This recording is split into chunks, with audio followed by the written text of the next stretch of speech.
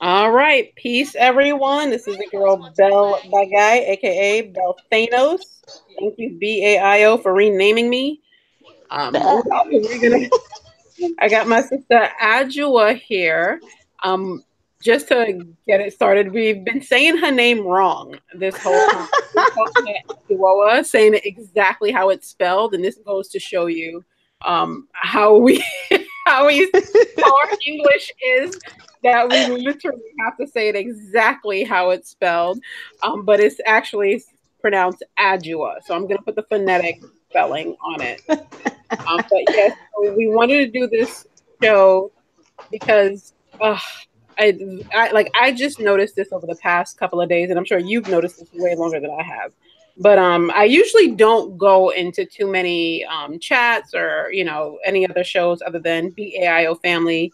Oh, peace, brother Nubian. He's already in the chat. Thanks for coming in. And peace, family, whoever else joined. But I typically just go to listen to only BAIO streams and Dynas.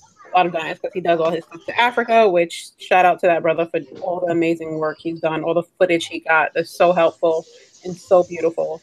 But I actually did go into different chats on different shows a couple of nights ago. And I'm realizing the conversation that's going on in these chats is just so counterproductive. Besides people going at it at each other, it's just so much division. And then even in the comment section, like even on Dynas videos, if you see in the comment section, it just gets ridiculous what things what people start to get focused on. And I'm like, like, do you guys want to be rid of this or be out of this situation just yet? Like, what is happening? So this is what propelled me to do the show, because I've been kind of frustrated this weekend looking at that, and also frustrated from work. But that's aside. And then I was also dying to do a show, and I'm like so pissed I didn't schedule one ahead of time on Saturday, because I've been on my Tyrone Bigham's level of fiendness to just get a show going. I say that because Philip keeps sending this meme of Tyrone Biggums dancing around with the powdery lips and all that. I'm like, oh my god! But what's funny, it's a good description. I'm like, shit, this is exactly how I feel right now. So he's been feeding for a sister show, so I'm trying to make up for it, which is why I'm doing two today. And I'm definitely getting some set up for next weekend, so I don't leave you guys hanging. But yeah, so Sister Adjua, like you brought up this topic to me too, and I just jumped on it like, oh yes, we're talking about this. What set you off into wanting to get? Well, first of all, sis, just again, thank you for inviting me to your platform. I really appreciate it. I just want to say peace to all the family that are listening, that's in the chat. I just want to say peace to all my brothers and sisters, and of course, my fellow BAIO family out there. Gosh, I guess because, listening to Holup, listening to Dynas, when we talk about going back home, we have us in mind, the we that we're creating. But when you go on these other platforms, and I'm very familiar with them, we're all over the place. So it's like, can we really live in, and it's like tribalism, so the idea I love when we talk about tribalism on the continent and what our family are doing over there, and like it's tribalism over here, because the only basis that we have for being woke that we all can agree with, it seems like the first step to being woke apparently is denouncing Christianity. It's like, okay, you woke, but you don't believe in Jesus Christ? Okay, so then we're good, then we're woke, and then all the splits start to happen. You have your you have all your the Israelites, and then you have this spirituality system. Then if you're a flat earther, and if you're this, and if you're that, and then here come all the other beefs, and then the gender wars. It's like, alrighty, it's a lot. So it's so funny, because we think of the utopia of going back to the continent, and Not with these Negroes. Not with right. all over the place. Exactly. It's like, so who's really going to be on that boat? Right? It's gonna bring dysfunction there. That's like a recipe for disaster. So I'm like, It is. It which is is. why it makes me even more grateful that Yeah. BAIO does exist. So to let you Mm-hmm. know, and you said this too when you sent me that message, that it doesn't matter what group you in, what religion you practice, whatever the hell you're doing, if you believe in nationhood and you believe Black people should have, their own nation state on the continent Yeah. and Yeah. control their own environment, then this is for you. So Right. that's what I appreciate. And I am so grateful that I ran into that, well, dynamic Yeah. in that Yeah. first before going Yeah. through the hell and back, what a lot of you went through. I just got a this week. Well, I just saw a little piece of it this weekend. And mind you, I didn't even get into a discussion and a back and forth with people. Yeah. And Yeah. but now I see the frustration a lot of you guys have. I see what you guys have been talking about. And Yeah. some of you have been part of this for years, or Yeah. kind of came to your own consciousness years ago, where you realize, Yeah. okay, we got to make a change, we got to do something, and then you probably go into these forums looking for answers, looking Yeah. for a group that you can connect with, that have the similar understanding, and Yeah. then you run into a bunch of bullshit and mental masturbation. Yeah. Yeah. And some of them, I think they get so lost in it, they don't even realize that they're part of the problem of it. Like they probably had good intentions when they went in, and then it's still just like all over the damn place. And Yeah. like they never Yeah. found a solution, but now it's all they know.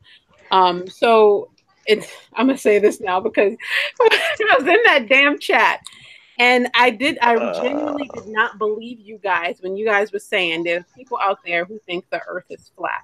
I Oh was Lord. Oh like, Lord. Oh that, Lord.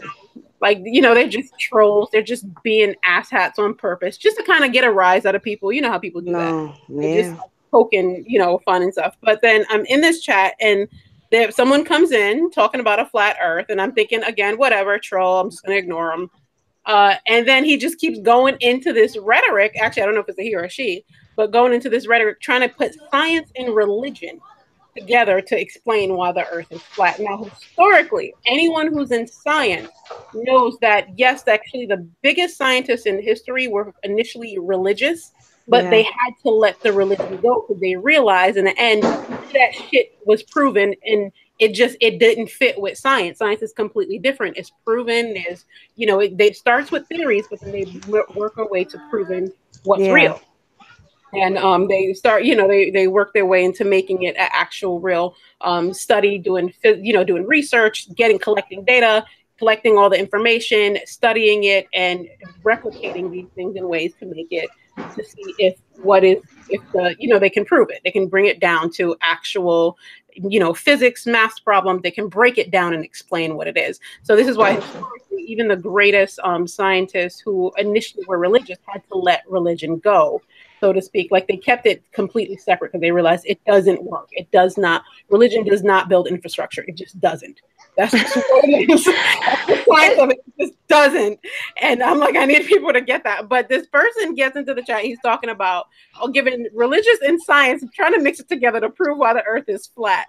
And I just like my mind almost exploded from the level of just really just the realization that wow, is this what it comes down to? That there are actually people who think the earth is flat.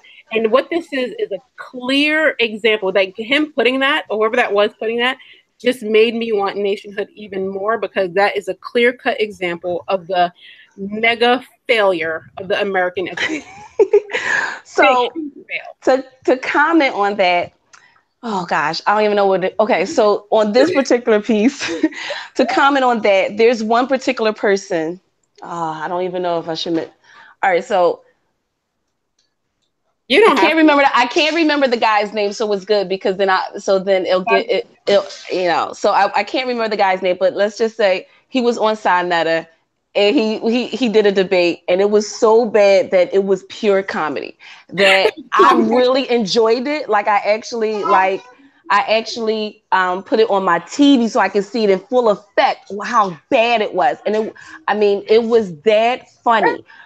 On that note, this same person is a frequent panelist on O'Shea's on O'Shea's platform, and he doesn't talk about it. But I will say this: if you go to his page, if you go to his channel, he has a lot of followers.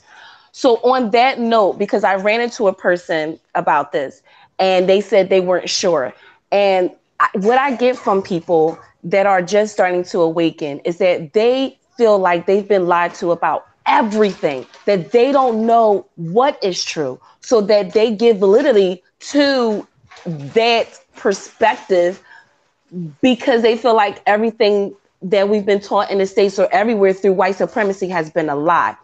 On the other hand, to add to the science of religion portion, what we don't realize being under this system is that our ancestors, our traditional practices do mix science and spirituality because it's one and the same for us. So when you think of the Kemetic spirituality system or the Dogon spirituality system, ties those in, but they believe that the world is round. Or as a globe, it's in the teachings. It's in the teachings. So when you think of the father of medicine, Imhotep, he was a scientist, but Kemetic spirituality is the basics for it. You know what I mean? So it's because we're on the outside, and again, you know, I've mentioned it before, but we're thinking through our Eurocentric minds. We cannot. Everything is always separate, but in African spirituality or the African perspective is that everything is connected. And so we don't see that. As far as with those people, like, I understand a person that is coming into it and they're like, everything I've learned, it's like the whole Matrix thing. They say everything that they've learned is fake, it's not real. But the other person, to me, either this person is really, I don't want to say stupid, or they're doing it for, because I feel, you know, I don't want to be that person, or they're doing it for money because these people have super chats, they have Patreon, you know, like YouTube is a huge platform. And so I don't know if it's a clout chase or if they really believe in it. Like, I really don't know. That's sad to me. That is really sad. Like, to profit off of people's ignorance to that level. And it's our own doing it to our own. I guess that's what it is. Yeah. That's really sad. But yeah, I mean, you've followed these shows more than I have. The guys yesterday in the chat, a number of them came in saying they just came from O'Shea's show, and it was just like how depressing and stupid it was. I'm so happy I didn't watch it. So I didn't have to get pulled into that mess. Even that, so I'm like, yo, you know what a fail in our education system that people debate the fact that the earth is round or flat, or say that it's not round. So again, I gave the classic response that Holop's said to give, tell them to explain a lunar eclipse. And I did, and that shut it down. No one could answer. The person couldn't answer what a lunar eclipse was, because if you guys know, the moon has to go behind the earth to become, you know, in line with the sun, where it, you know, shines light within that, casts a shadow within that portion to cause you know, an actual eclipse. What we see, and you only see it on half of the part that the moon is on, as the earth spins. So like, what the hell? So yeah, anyway. But I was like, this is a huge fail in our education system. This is what happens when you live in a society that does not value education, and where we don't. There you go. Education. Like, we know America put more resources into its military and will quickly. Education is the first to lose. They take that first. So that tells you, what's going to happen. What is going to happen? Like, it's just, they're going to continue to manufacture Negroes. On my last show, you hear that's what's happening in Florida. Yeah. It's a factory, but the education system is doing its job. It's a factory to mass produce dummies. Yeah, and Unfortunately, I'm a product of the public school system. you know what? Me And I too. made it out, but I had to unlearn, and I'm still unlearning a lot of crap. It's just Right. ridiculous. I mean, no, and me too. I'm a product of that system too. But shit, I mean, thankfully I studied.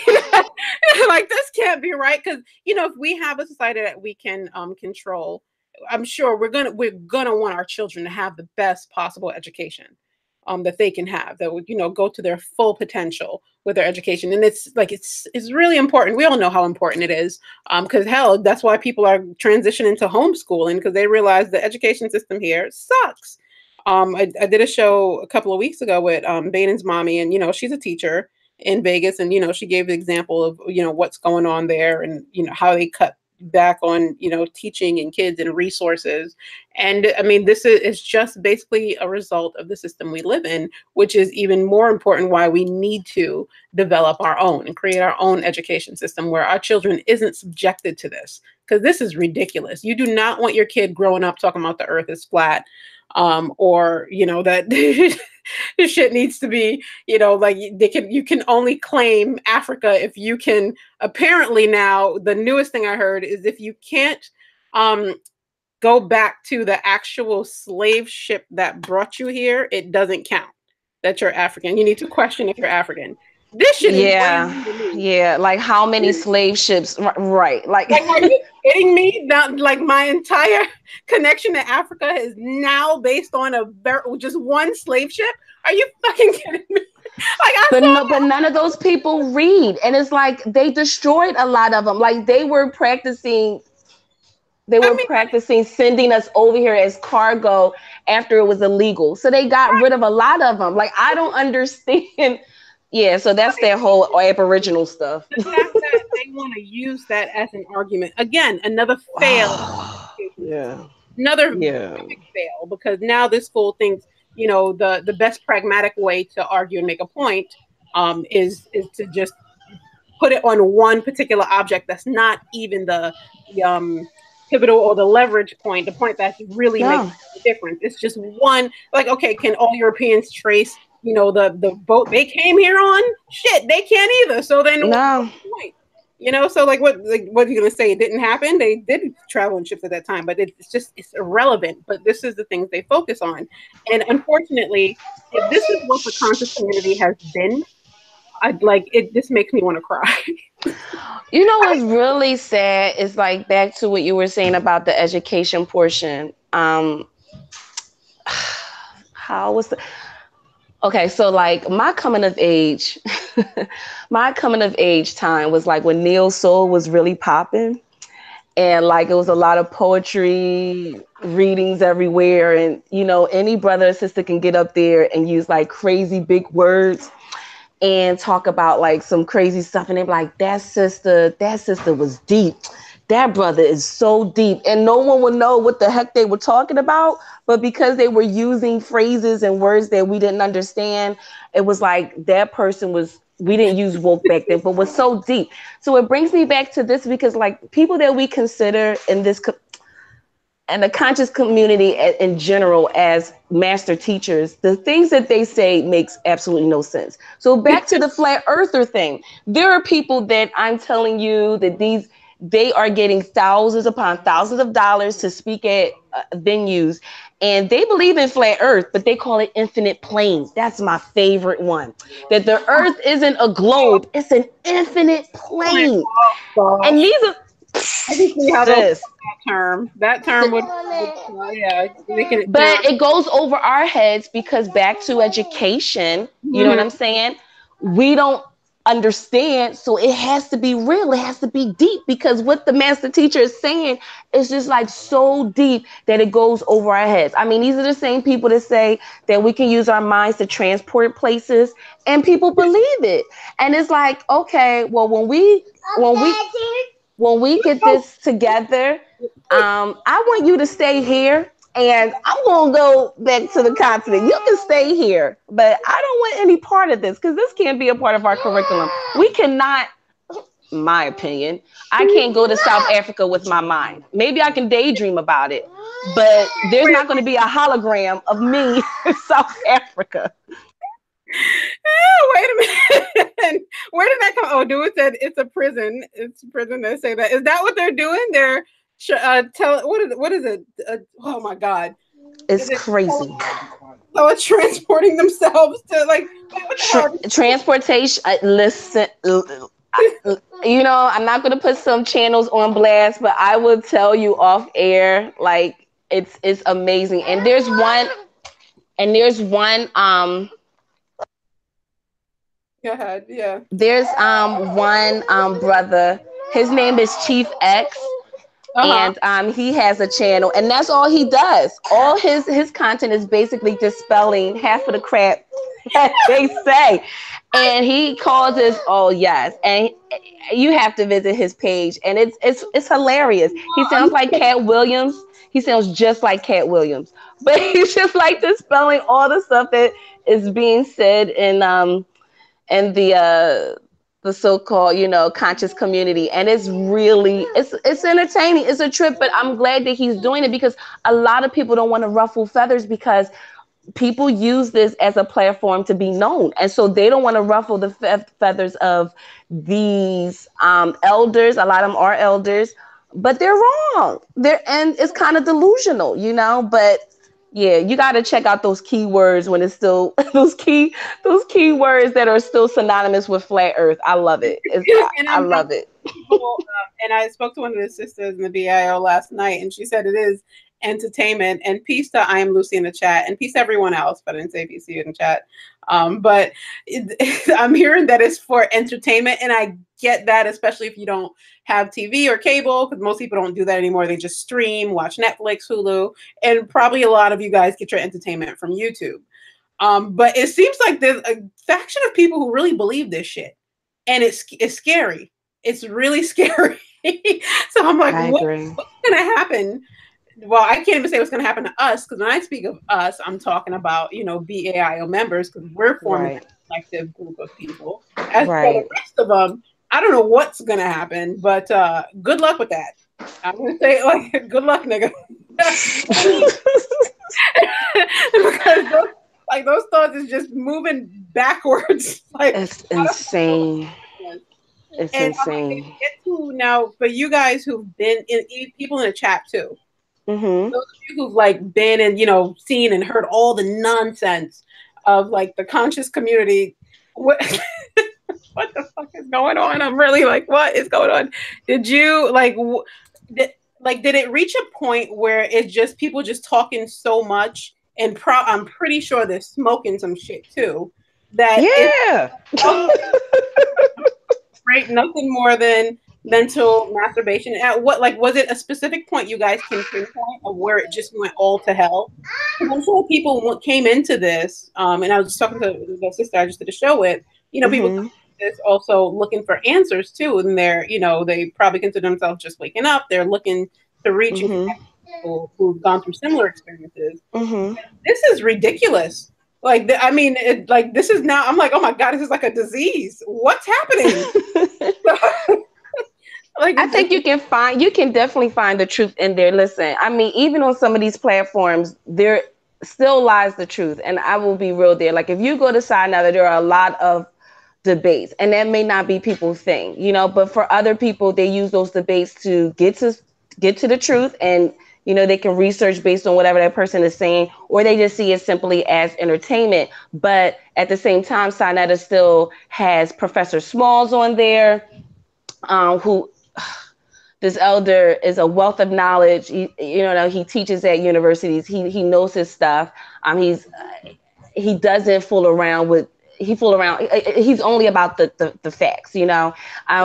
He does have like those type of people on there. I mean, some of the names. Oh, Dr. Leonard Jeffries is another one.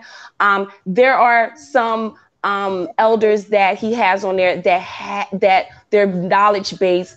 They're not about the pie in the sky type of stuff. But then again, for those, the religion part is where it gets a little tough, because for me, I feel like like I said before, the base criteria to being woke is just renouncing Christianity. That's it. And then after that, you're Aboriginal, you're Israelite, you're all these other things, and you still don't know anything. And it doesn't mean that you're woke. You know what I mean? And like for me, and this is no disrespect to anybody that's listening to this, that's an Israelite. I'm not, but to me, they're still Christians. They're militant Christians, but to me, they still appear Christian. And I say this because I grew up with those teachings, so I get it. It's the Bible. I don't see any different from any other sector of Christianity. But when you go to these platforms, this is all they talk about. So we spend more time masturbating over what God to praise and what a specific scripture means, rather than a solution to getting out of the situation that we're in. And I feel like that's where, for me, I got tired of it. So I don't watch a lot of these platforms as much as I used to, unless I just want to laugh. But other than that, I felt like we were spinning our wheels, because it's like, okay, but what's the solution? And then don't forget that a sector of the Israelites believe that we're different from Africans. So I can't even build with you on that. So there's no way I can build with you on LIN, because you're not coming to the continent for that. You think Israel is your home. Okay. Then we don't, you know what I mean? Like, it's so many sectors that we can't even get to the fundamentals. We can't just believe in this one thing so that we can progress. It's like we still fight over just the basics. We don't even agree that we're all African. So you lose me there, And then Donna said, yeah, drop the mic statement, Adjoa. Like, that's a drop the mic statement, basically. But I'm laughing so hard because freaking Hope did that show at Dynass, and they were just cracking me up going in when he said Wonder Woman bracelets and karate uniforms. Yeah. Because of that damn thing. So now that's crazy. all I think of when you ruined me. Hold up, thank you, because now when I think of Hebrew Israelite, I'm thinking of a bunch of black men in Wonder Woman uniforms. That's how they look. That's how they look. But I'm like, you know what? I just want nationhood. Like, it's simple for me. Like, and thankfully prior to this, I wasn't really religious. Like, I grew up Catholic just because my mom wanted to expose us to some religion. But when we reached our 12, between 12 to 15, she basically let it be up to us. Whatever, if we wanted to practice any type of religion, she wasn't into it. She didn't care. She was just she needed to work and pay bills, and religion wasn't doing it. So I don't have time for this shit. If you guys want to continue with this, that's your business. I hear Mom. But like, my grandmother was very strongly Catholic. She had a bunch of damn rosaries and everything. I shouldn't say damn, excuse me. But she had, her rosaries, and she did her prayers, and she gave her money to the Catholic Church every Sunday. And we were baptized and had communions and did all that. But once we reached our teen years, it was just like, nope.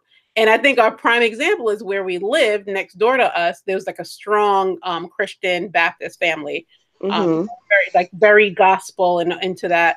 But then all the kids, as they would get older, would end up in jail. So, so it was not the best. Yeah, that's another thing about, it seems like the PK kids or preacher kids and all, they were the most religious on the block and the worst damn kids. Always.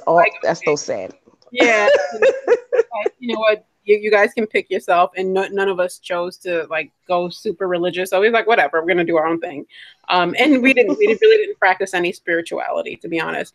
But I'm like, maybe that has kind of helped me in a way to gain and focus more so on science and going to school and doing projects and focusing on science. Where I would learn that the earth is round and you can prove it. And that is the thing about science. This is another, I'm so pissed because this is really a fail in the education system. It really is. It doesn't surprise me, but I didn't realize that it was to this level of failure. But I mean, and it's not only black conscious community. There's white people apparently who believe the earth is flat too. Because I joined Neil deGrasse Facebook page. Mm-hmm. Neil deGrasse Tyson, the astrophysicist, and I joined his Facebook page, and you have to go through these questions. And the questions are basically kind of like you have to give a quote from Neil deGrasse, easy to find. And what else? Like, what's your interest? Like, what are you trying to get out of this? Like, just learn about the cosmos or whatever. And again, one of their key questions is, do you believe the Earth is flat? And like that was, It's a darn shame. I was like, that's a damn shame. So apparently, I had this kept. Like, they're like literally asking this question to say, no, you are not coming to this group if you come in with that nonsense. It's insane. We're all about, we're all about astrology, astronomy, astrophysics, all of that. So I had to question my friendships. Let me tell you, if I had a close friend that disclosed to me that they believed in that, I have to question our friendship, our relationship. I don't know how I would look at somebody the same. I'm sorry. I hate to feel that way, but it's like, how? Yeah. This point again, if people, even if they believe it or not, like, and I think a lot of people don't believe it. Oh, by the way, Dawood said the children in the background are adorable. Oh gosh. Thank you. So I saw her daughter before too. She's a beautiful little girl.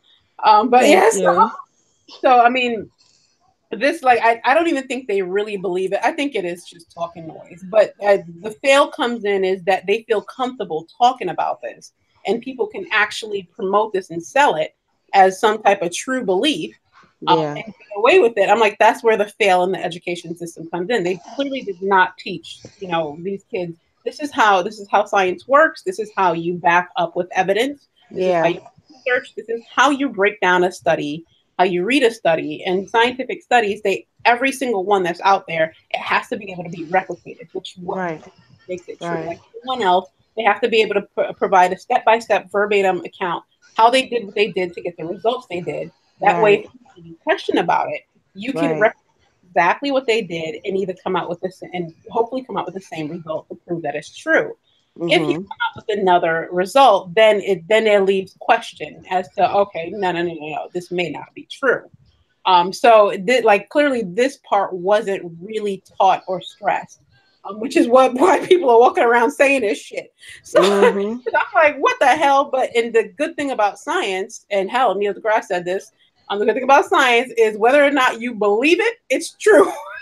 Mainly because that shit can be proven. But apparently, people are using all these mixes to kind of just, pull the wool over people's eyes.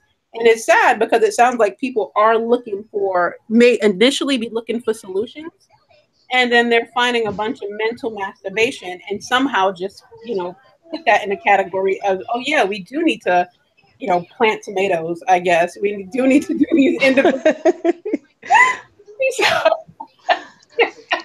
Oh Lord. You need to do these little individual things to make one huge difference. In reality, it won't make a huge difference. No, you need to a we first. You need to come together as a collective. I think it's detrimental to our progression, though. I don't. So, for instance, what you mentioned about Baden's mommy, and there are other, I know quite a few people that homeschool, but just think of how different our perspectives are and what we consider education. So we're breeding and we're basically nurturing these little people to one day take over, and they're all going to have these varying ideas of what science is, just basic knowledge. And that's scary to me. That's really, really scary, because those people pull their children out of school and say, oh, you're not teaching my children this white man this and white man that, because now everything is white. Science, and then that bothers me that we have to be anti-science because now it's white, which is ridiculous. And they're creating these people who are one day going to be responsible for managing this world, and that's scary. That is downright scary. And I mean, it definitely, science has its appeal. I mean, I can't stress this enough. Like, I recently posted a video. I think, did I put it in the BIO group? But it's basically of a bunch of kids in Ghana, Mm-hmm. school specifically, and their excitement about science. Like they go into these science and math competitions. And Oh. the level of excitement, I'm gonna find it for you guys. I'm gonna give you the video because it's the level of excitement these kids have.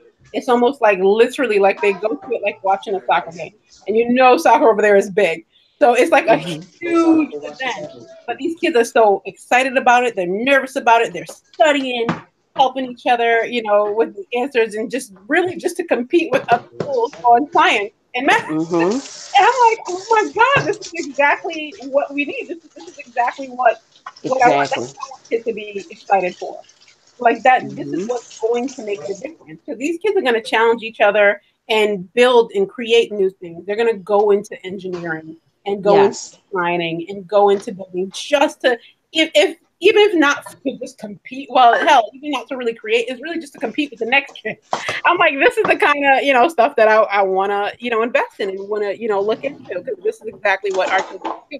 Stress how important Mm-hmm. it is, because this is where it's going. Like the future is happening. It's happening. Mm-hmm. Like the technology is taking over. It is what it is. So you have to know it. Otherwise, you just gonna tell. I guess you're just gonna be where you at and no progression at all, which is sad because then that's basically arrested development. You didn't do anything. You're just gonna be at the bottom. You're just gonna be a victim to society, and it's like you're just hurting your children. We have to move forward from this. But like seeing, yeah, I don't know what this turned into, and I leave the floor open to mostly you guys, especially in the chat. Again, like I said, I was never really part of the conscious community. This is all new to me. I'm only running into this because going into you, seeing what people come in and say, being on Dinah's channel. I'm gonna stop reading the comments on his channel because again, it's all a bunch of mental masturbation too, unfortunately. And I'm reading all I can do is shake my head and feel sorry for everyone. More importantly, you guys who had to suffer through this shit and look at it and be like, what the hell is going on? And I appreciate the fact that the BAIO is different and we want solutions and we're working towards a solution. So that's why, when people say like, oh, you can't really express yourself um, in like Holup's chat or something like that. Like, no, you can't you can't come here trying to make a debate out of this. It's not a debate. You can't debate an end game. And I think this is Right. what the conscious community turned into, where they just constantly debate and it's just a game to them. And we're serious. We're about making this happen. We're about building. So no, there is no debate here. So if you come in here with that noise, you're gonna get kicked out. That's just what it is. I'm gonna snap my fingers and you're gonna be gone. So They get allured by the ego. When you go to a lot of these other platforms, besides the clout chasing situation, all about that, but the ego gets involved. And, outside of that platform, it's good because it's nice to see our brothers and sisters really display and be proud of what they know and going back home and doing research, because a lot of times for most of the people on these platforms that getting these debates, they go home and do a lot of research, a lot of homework to back whatever they believe up, whether I believe it or not. They do. A lot of them do. However, in this setting, it doesn't get us anywhere, because what is the point of it's like, what is the point of the debate of our origins? And what's the point? Right. It's like, that's not going to get me anywhere. What's the point of debating on whether or not Jesus was black or if he even existed? I'm over that. That's not going to get me to Africa. It's not. But then it's like, well, why you want to go to Africa? Why? Right. We're not African. Oh, sis, you still believe that? You still believe you're African? It's like, oh God, okay. And then when you're like, well, we all came from Africa. Well, everyone thinks slavery, our history started with slavery. You need to grow up. I'm like, really? What the hell? You can't win. You can't win. Just said it. Negro stalling tactics. That's exactly what it is. Negro stalling tactics. And then what's sad is keeping us so far behind. It really, like, we're going to go from second, third class citizens to damn near third, fourth class in no time. And that's all on us. That's all on us. You can't blame that on the white man or the Asian or Arab or whatever other mixture. You can only blame that on us. That's it. We're holding ourselves back. You know, we really are. So I'm like, I can't with these people. But I mean, and what was I gonna say about something you brought up about client shit? My brain just listen rolled out of my damn ears. Oh, that's me every day, Belle. Every day, I'm like, what did I was gonna say something. That's the see, I have to write it down. It's the worst.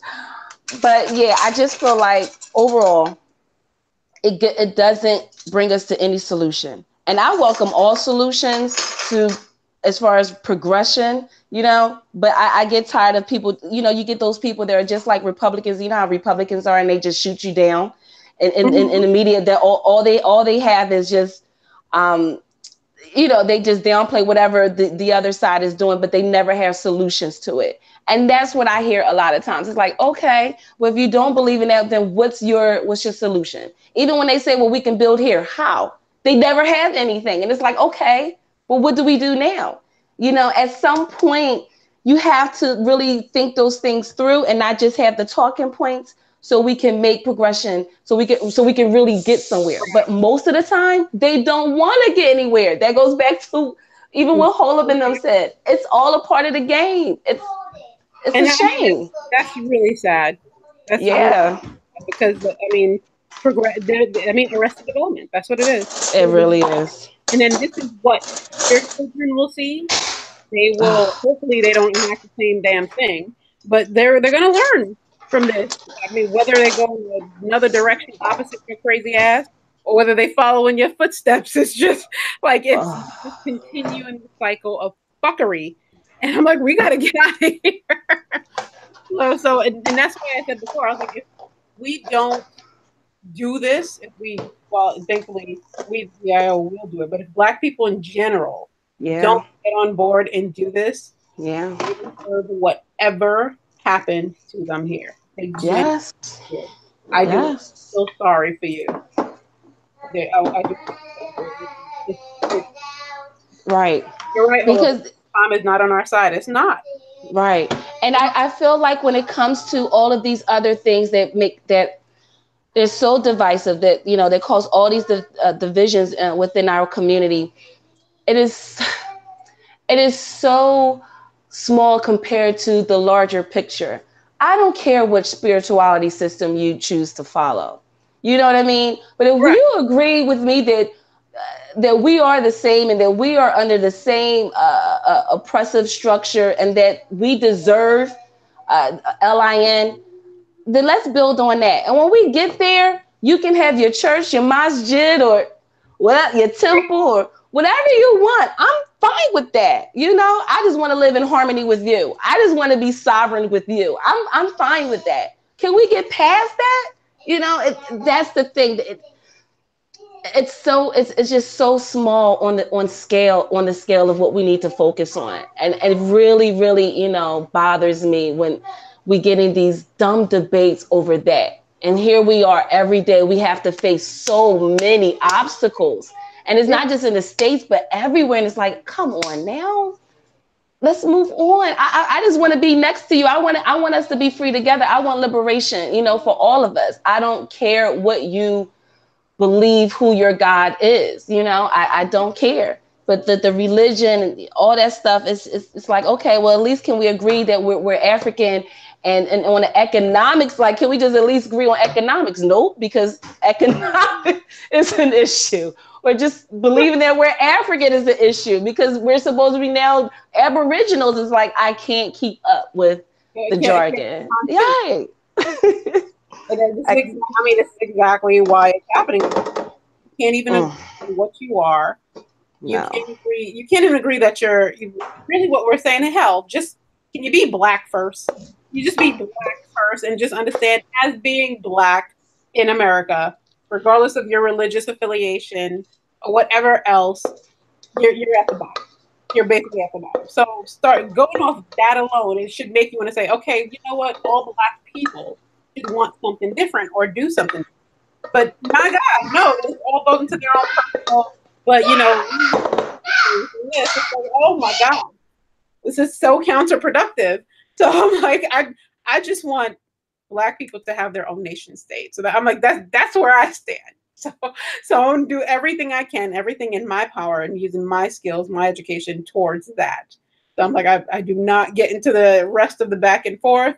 Thankfully, I don't really go into a lot of these chats. And from hearing what you guys are saying in the chat and you, sis, I'm like, I'm not gonna be going into a chat. So we're like, it's I'm good without it. Well, you know, I'm going to send you some because you just need some joy in life. You know what I mean? Just some joy in life. Get a good laugh. You know what I mean? I'm going to send you some classic debates, and you just got to get, sis. Some of them are like, I can't. No, I'm going to send you some. Really? This is like, it's just entertainment. I guess it is. Yeah. It's pure entertainment. Like I literally will put that on my television and I'm watching it like a movie. I'm like, did he really say that? I have my popcorn. No, some are worth it. Okay. Yeah, we took the brunt for you. Okay. We took all the growing pains for you, so you don't have to go through all that. But some are worthy. Some are worthy. You know, I'm gonna send you Chief X. You need a good laugh. Okay. You need a good laugh. I'm going to send you some of this brother stuff because I'm like, he's like Cat Williams in the conscious community. I think he's hilarious. If he's making fun of him, then fine. Then I'm actually for that. And he just hold up talking about hey ya ho. His word. Really? you need it in your life sometimes, you know? It's okay to laugh, you know? What's sad is like I looked at the comment section of Dinah's video he did it. Hold up. Oh my God, there's so many people that was hurt. Oh my God. Oh, was it the Israelite portion when it got to that? I was at work. I couldn't even look. I was so mad. Yeah. You can't tell these people nothing. It's sad. And see, they believe that they're Black, so they'll use that. But then if you talk to them more, then you'll get like blasted if you say that. Like if you say, well, yeah, us Black people. Wait a minute, you consider yourself Black? Black is not a race. Black is a. Then you gotta like, I can't. It's like that whole jailhouse. It's like, no, I don't deserve this. I don't deserve to be talked to like this. Like I'm tired. Like I can't. You know, I just want to walk away. It's like, come on. Yeah, it's sad. Once they start doing all that, it's like, okay, so now we're not even. So can we just agree we share the same phenotype? Well, I'm not even. Yeah, it goes into this whole thing, and people don't agree with that. That's up for debate. That's up for debate. I'm like, okay, never mind. So we don't even have the same phenotype now. All right, well, forget it. Say that. Like, I don't deserve this. My brain does not. I don't. Like I am worth more than being exposed to this nonsense. But no, I'm like looking at it and seeing how long people have been in this, and I'm like, oh my God, it's amazing that a lot of you made it out alive. If you didn't make it to the conclusion of land infrastructure nationhood and make it to the BAIO, you probably have so many scars and wounds. And I'm sorry. I'm laughing, but I'm like, oh my God, I'm so sorry you guys went through this. Listen, I'm always surprised when it comes to like Kala and Holup, and they say they've spent 20 years or something like that. And I'm like, how did they not get discouraged? Like I listen. Yeah, I'm always like, yeah. That's a good point, guys. How like Dawood and Holup, how did you guys not give up? Because I heard, you know, a tenth of what you guys heard, and I only heard like shit. Like I don't know how these brothers have done it. I don't get it. Yeah. I don't know how. Yeah, how do you do that long and then not just be like, forget it. But you know what though? I mean, I appreciate them for going through it because it brought them to this conclusion. Like, okay, land infrastructure nationhood. We need to be rid of all this noise. This is the end game. This is the conclusion. This is what we're doing. Okay, so Hope said I discovered how irrelevant the people I was listening to were. Okay, that too. Yeah, they're making themselves the main point of Oh some yeah. big Oh movement. yeah. Kind of conclusion. But I mean, and this is why I appreciate the BIO. Like we said before, you can be under any religion and join as long as you want. You know that Black people, should have their own nation state that they should control. That's fine. Fine. Just do it. Study whatever you want to do. Do whatever you want to do. But just join your group. Join your state chapter. And And get. that's what sold me. Honestly, that's what sold me when I realized, and I heard it was on Dinah's channel, and none of the talking points were mentioned the same, because most of the other platforms use the same talking points, and it wasn't about coming together regarding your spirituality system. It wasn't about your your nationality or phenotype situation. It was just based on, if you believe in liberation, if you believe in LIN, then Right. join. It wasn't about this criteria had to be met. I didn't have to have read 1,000 books to join. I didn't Oh, have to sit at the foot of some quote unquote master teacher. Some of right. them aren't, whatever.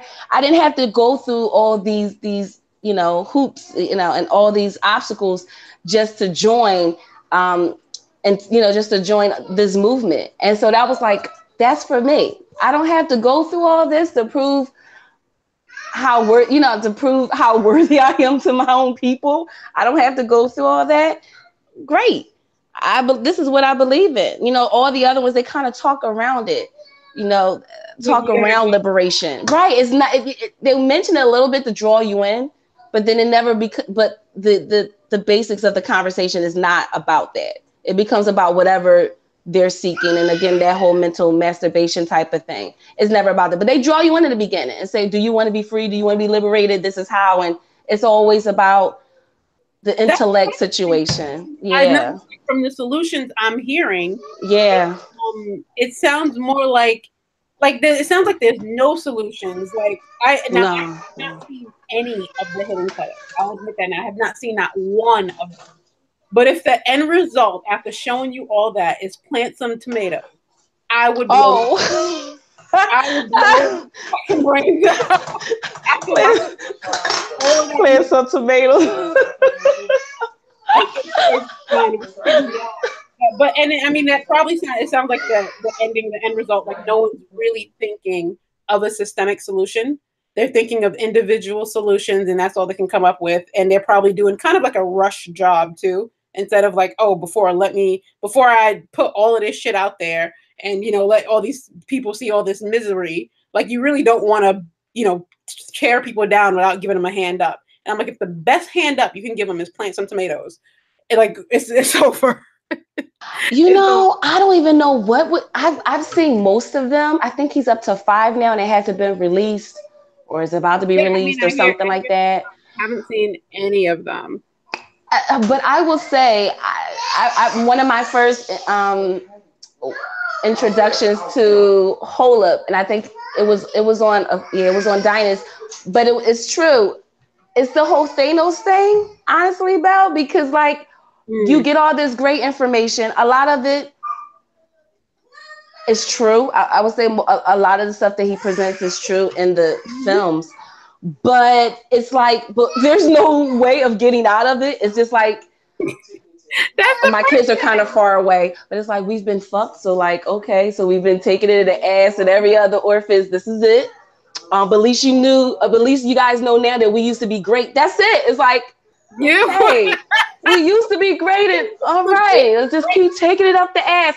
That's it. So I don't know, because he maybe in the 5th one he has presented some solutions, but I've seen most of them, and I don't believe they've ever been anything besides. Yeah, I remember they showed something about community, the health portion, but okay, I know not to eat junk food. I get it, but right. I mean, it goes in depth about our history, but it's basically saying, I mean, the synopsis is, we used to be great, and we're not anymore, and there you go. And it really is like the white man he is who he is, and take it. I don't know what else to say. I mean, yeah, yeah. Like, I mean, and I would, first of all, historically, just I would never want a black man to just accept his position at the bottom. Like that right there in itself is a problem for me, a big problem. I'm like, oh no, no, no, no, no, no, no, no, no, you will not be accepting any position beneath anything. And then, like shit, you have the means to do it. Get it done. I don't care. Like this, and this is where it gets into shit. I agree. I agree. Grown ass women. If the white man is Thanos, well then shit, we know everything Thanos about to do. So prepare yourself, people. Right. That's what it is. Prepare yourselves. So. Exactly. Something got to come out of it then.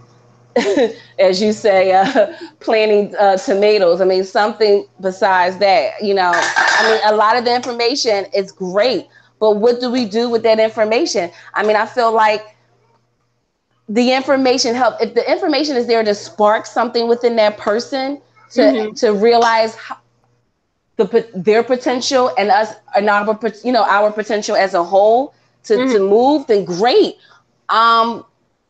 So I will hope that anyone that has watched them or are watching them currently, they can take that. But if they're looking for this person to offer solutions, that's not going to happen. And a lot of them don't. And you know what? There is a place for that. And I will say there is a place for people who are just meant to, there's knowledge base, that are just meant to present information. There is a place for that. I think it is. I think that's what scares them when they hear the BAIO message, to be honest.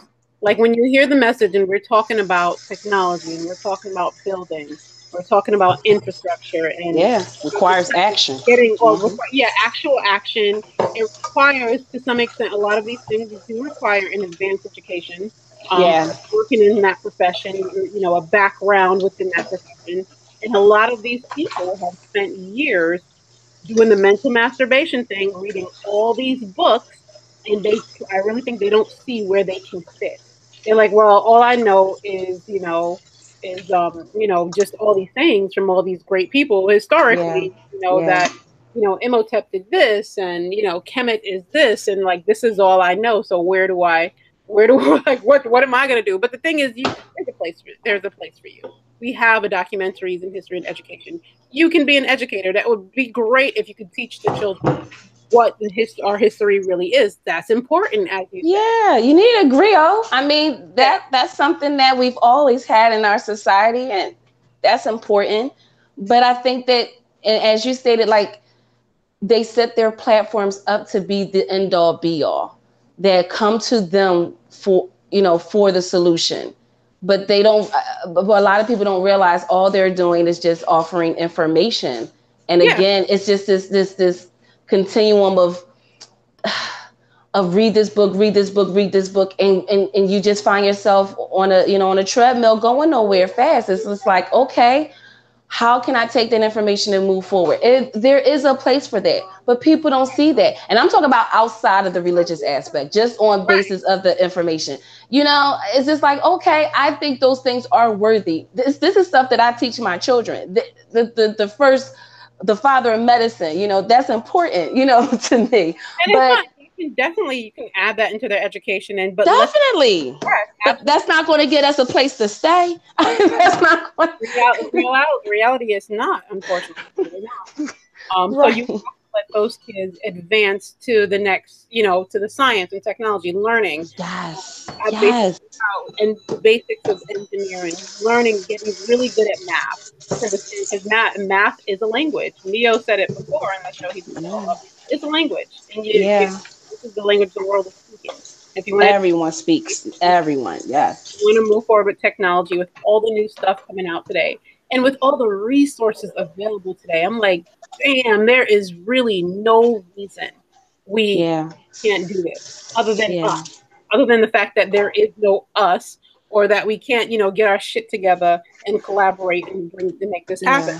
On that, I notice a lot of people we'll now talk a little bit more about like, okay, we need to, the youth need to be educated. We got to get kids teaching them technology and this and that. And that's great. I do promote that you do that, of course. Yeah. But again, how are you coordinating and organizing these people to bring it back to the community? Because Yeah. as a person who went into science, when you're around Indian, Asians, white kids all day, you Yeah. easily, it's a lot more opportunities that pull you into their world and their resources and stuff than what the black community offers. So it's like, damn, like, what are you doing as a black community to make sure that they come back to you? So they could I easily get agree. pulled into that direction because, the money is better, travel, it may be more opportunities for researchers to advance what they're doing. So it's like, Yeah. okay, well, how he learned it, but now he's not going to apply it to your neighborhood or apply it to your community because he then upgraded and went to all this shit. So Yeah. if they have something to come back to, say something like, okay, oh shit, I can bring this back to an organized body that will benefit the entire black community. That would give them more incentive. I So agree. I exactly, agree. like you have to organize them. Keyword being organized, and that really is the hardest step. And it's just like people, I realize they really can't. A lot of them can't do that. Organizing this too. When they think of the process of organizing, it really turns them off to like, oh shit, this is never going to happen. And Yeah, the because problem is, organizing takes a lot of work. It's not like mobilizing. Yeah, it doesn't take that much to tell people meet me at the corner of such and such so we can go and take for a march. But organizing takes much more than that. Organizing is an ongoing process. All we right, know how to do is mobilize. We're so reactive to everything. Somebody gets shot, let's go march again. But we don't think about organizing to be proactive instead of reactive. It, it's, yeah. it saddens me. It's disappointing, but we have to, first of all, we have to form the we. We really do. Yeah, We really do. yeah. CIO, we're doing that. And that's the biggest difference at this point because shit, people are so divided, can't agree on anything, Hmm. let alone that hell, they having a hard time agreeing whether or not they're black. So like that now it's an epic fail. We really, Right, you don't know if you're black or not, or right. if that's in question. We're all done. It's So and I'm that's like, not and it's funny because who else is having this conversation? You know what I mean? And I don't I'm not in a business of comparing myself or our people to other groups of people. But quite frankly, who else is having this conversation? I doubt Asian people are like, or Chinese people are like, I think we should be called yellow. No, yellow is a color. We're not yellow. We're this. Like no one we're not does that. yellow people. We're not yellow people. We're the only people that do that. And it's But it bothers me. they're like arguing whether or not like I'm a Han. No, you're Manchurian. No, you're like, Right. who cares about They're that shit? not doing Like, that. I doubt it.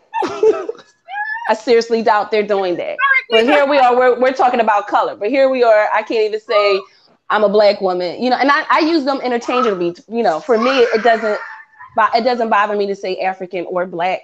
But for other people, that's an issue. But I want to make a point about the education portion that you talked about, especially regarding STEM.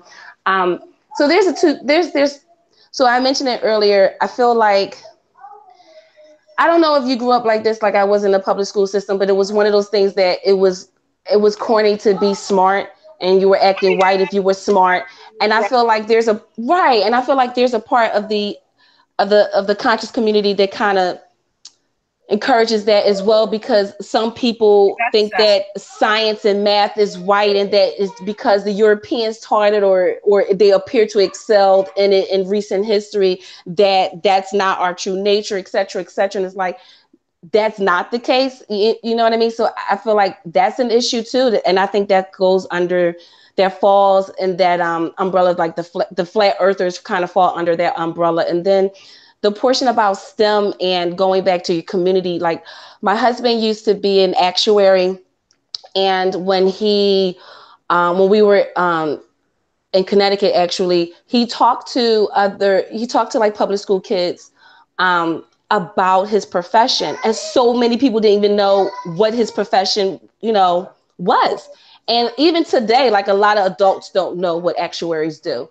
But I think it's even important just to educate, because a lot of times when we think of STEM, everyone only thinks about being an engineer, or, I or mean, okay, or being a doctor. And right, there's so many different fields you can go into that fits under STEM or STEAM, because the arts are very important, but that will benefit us as a whole, and definitely benefit us in Afghanistan. And so it's so important that we think about all those aspects, and a lot of times we don't.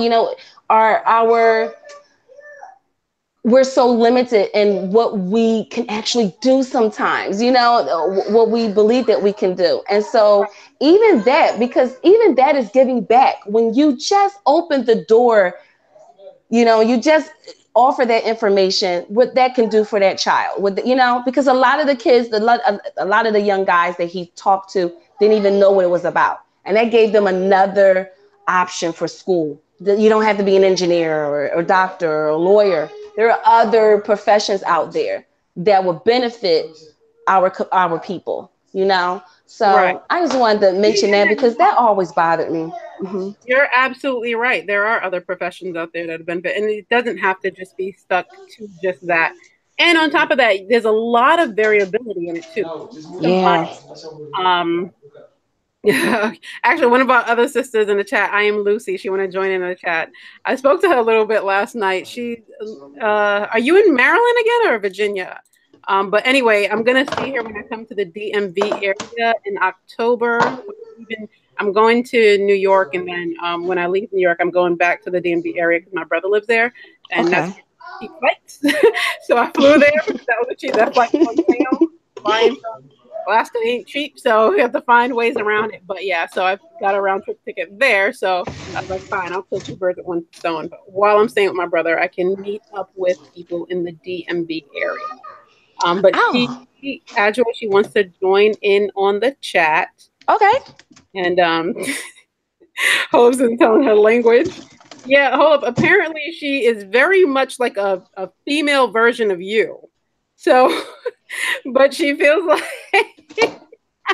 she can't say what she want to say because coming from a woman is not going to come off well. They're going to be like, oh, here go the black woman being disrespectful. So that's not feminine. That's the other thing that goes around with the gender wars. The black woman is not a feminine person, a feminine. Apparently, we're very male-like. I don't. Oh, she didn't want to perpetuate that stereotype. She was like, person out for her. So I just sent you the link. Definitely click on it and join in.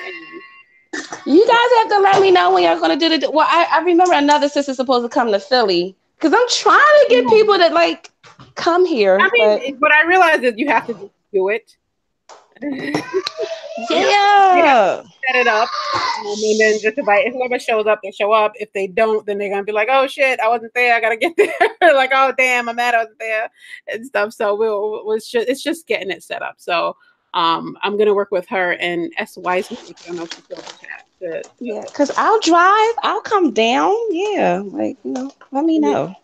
Oh yeah, for real. Yeah, that's right. How far is Philly? How long is that? How long is that drive?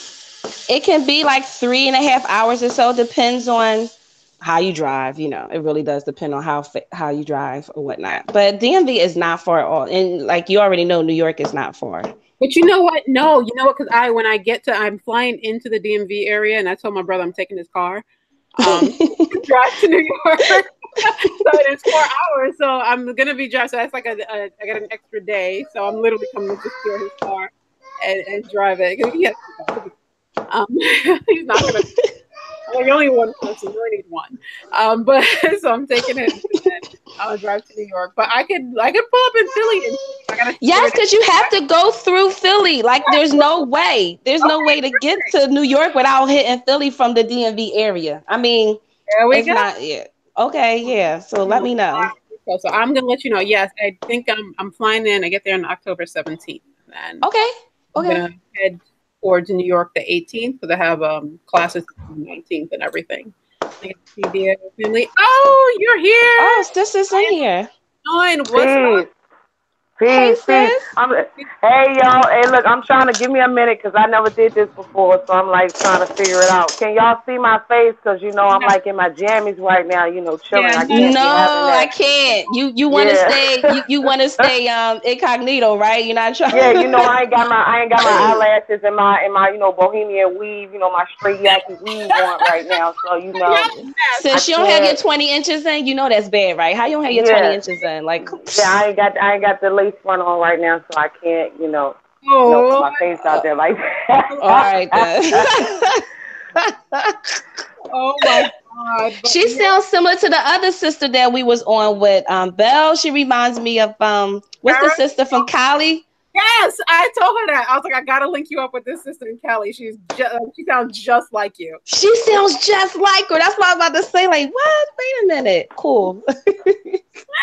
And I want to touch on like okay, so when I made the comment about Jason Black to hold up, Mhm. like the reason why I want to see hold up and Jason Black talk is because I really like what he say when he's talking about what we need to do as black people. Like somebody got to put their foot in our asses. You know what I'm saying? Yeah. Because you got a lot of uppity Negroes, so they might be borderline coon. We don't want to call them a coon, but they just think because they got all their shit together that we don't need to do this, we don't need to go to Africa, we don't need to do this, and they still on that individualism.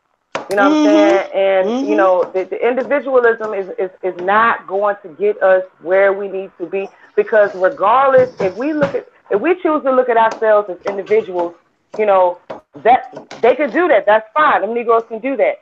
But the rest of the world is looking at us as a collective. Right? You know what I'm Yep. saying? We're being viewed as a collective. So something still has to be done about the collective, and we looking bad out here. I like what he say. I don't really like the whole bastard baby making thing. It kind of hurt my feelings. I'm not a bastard baby maker, but I'm like, I'm the whole bashing us. I think he borderline said, but outside of that, I think he has some good viewpoints. And if he's Right. really about what he's talking about, I think he could potentially be an asset to the BAIO. He doesn't like the whole group thing, but Right. as far as the documentaries and the information he's putting out there, by far I think it shuts the Hidden Colors thing down. I mean, And the other thing you were saying about the collective, not just about how the world views us, but how the world operates. So all other groups move as a collective. I mean, that's our natural way, our traditional way, before we were Europeanized or whatnot. But like right. everyone else moves in that direction. And we don't realize the reason why we move as individuals is because that's the only way that's going to keep us oppressed. If you think about our numbers, if we were to move as a collective, we would, we would rise. And I hate to say rise because it makes me think of Dinus and hold up and rise up. I hate that. But yeah, we Yeah, I've never heard technically we would. all I know. Um, I am But so Lucy. I agree with you. I am Lucy. Dawood said you must be a fire sign, and Adano Ali, he said you're a gangster, and he like it. Now, just to give some backstory, guys. I'm Lucy. She recently traveled to Ghana. She's going back. Her plan was, well, she's a medical lab tech, but Mm-hmm. she wanted to convert trash into energy. Apparently, trash. Oh yeah. So that's really good. Aren't And they doing that in Uganda? I I I believe just read. so. Yeah. They're doing it. Yeah. Yeah, they're talking about doing it in Uganda, but I don't think they actually have it started yet. Okay. Um, Okay. one of my colleagues is a chemist, and she's a good friend of mine, and she brought the idea to my attention. Mm-hmm. And Sweden, Europe is doing it. Europe doesn't have a trash issue, and they're Right. doing it. And I think it'll be a really good thing because for those that are talking about moving to Ghana or repatriating or moving to any part of Africa, it's not just about Ghana. Right. That's just the first place that I went, and that's the region that I was drawn to through the information that I received. Right. But Africa as a continent has a major trash issue. They don't have a system set up to deal with their trash the way we do, whether we burn it or we stockpile it. up to the sky because I live in Virginia, and in Petersburg, Virginia is about 35 miles outside of Richmond. And, you know, they got the trash piled up to the sky. It looks like the Tower of Babel. It looks like the Tower of Babel. So, you know, and then some trash can be burned and some stuff can't be burned. But they also have an electricity issue there as well. So, I mean, between the direct sunlight with solar energy and burning the trash to energy, I mean, it's really not that hard. It's really not that hard. But they don't have the income that we do here in the diaspora, in the U.S. and the U.K. So, you know, we take our Dutch money and our cigarette money, you know, and our you know, E&J money, you know, we can get that done. That's not a problem. E&J money? Yeah, I'm mad at anybody that's still drinking E&J. Like, you got me. I mean, you know, Hennessy, you know, whatever niggas is drinking out here now, you know, we take all our little trinket money, you know, that could be done. So it could be a better place. So for all the Negroes that be in the chat talking all this shit about Africa, oh, it's this and it's that. Yo, I gotta say this. I can't stand Negroes that talk about Africa and never step foot on the continent. Like, how you gonna talk shit about something that you never seen? Just like with anything else, you know, we think we know everything because of all the propaganda we've been told. You already know that, you know, how we view everything else. That blows me away. It just blows me away. And then they sound like Europeans, and then when we call them coons, they get mad. Why you mad? I know you're speaking from. You was in on the chat yesterday that some of the guys was in on too, right, on O'Shea's show, and you just saw the foolishness going on there. I know we spoke a little bit about it. And just, I try not to comment too much in those guys' chats like O'Shea and ABL and them. I'm just there to listen and hear the temperature of like what black men are talking about on YouTube. I try not to comment too much because I ain't trying to get blocked. You know, if they block me, then I can't hear what the niggas is talking about because I feel it's still important. His moderators is crazy, Yeah. His moderators are crazy. Cynthia G was on there and like, you know, I didn't watch some of her older stuff. She cool. I watched some of her stuff when it deal with she alright, you know what I'm saying? So, like, So sometimes I swipe past it, sometimes I listen to it, whatever. But like the way they was talking, they was like, oh, don't you can't talk disrespectful to the people on the panel. But when Sister G started talking, everybody started talking shit to her about her weave and all that. Like, like come on. When we gonna get past all that shit? But sis, did you ever see what they look like?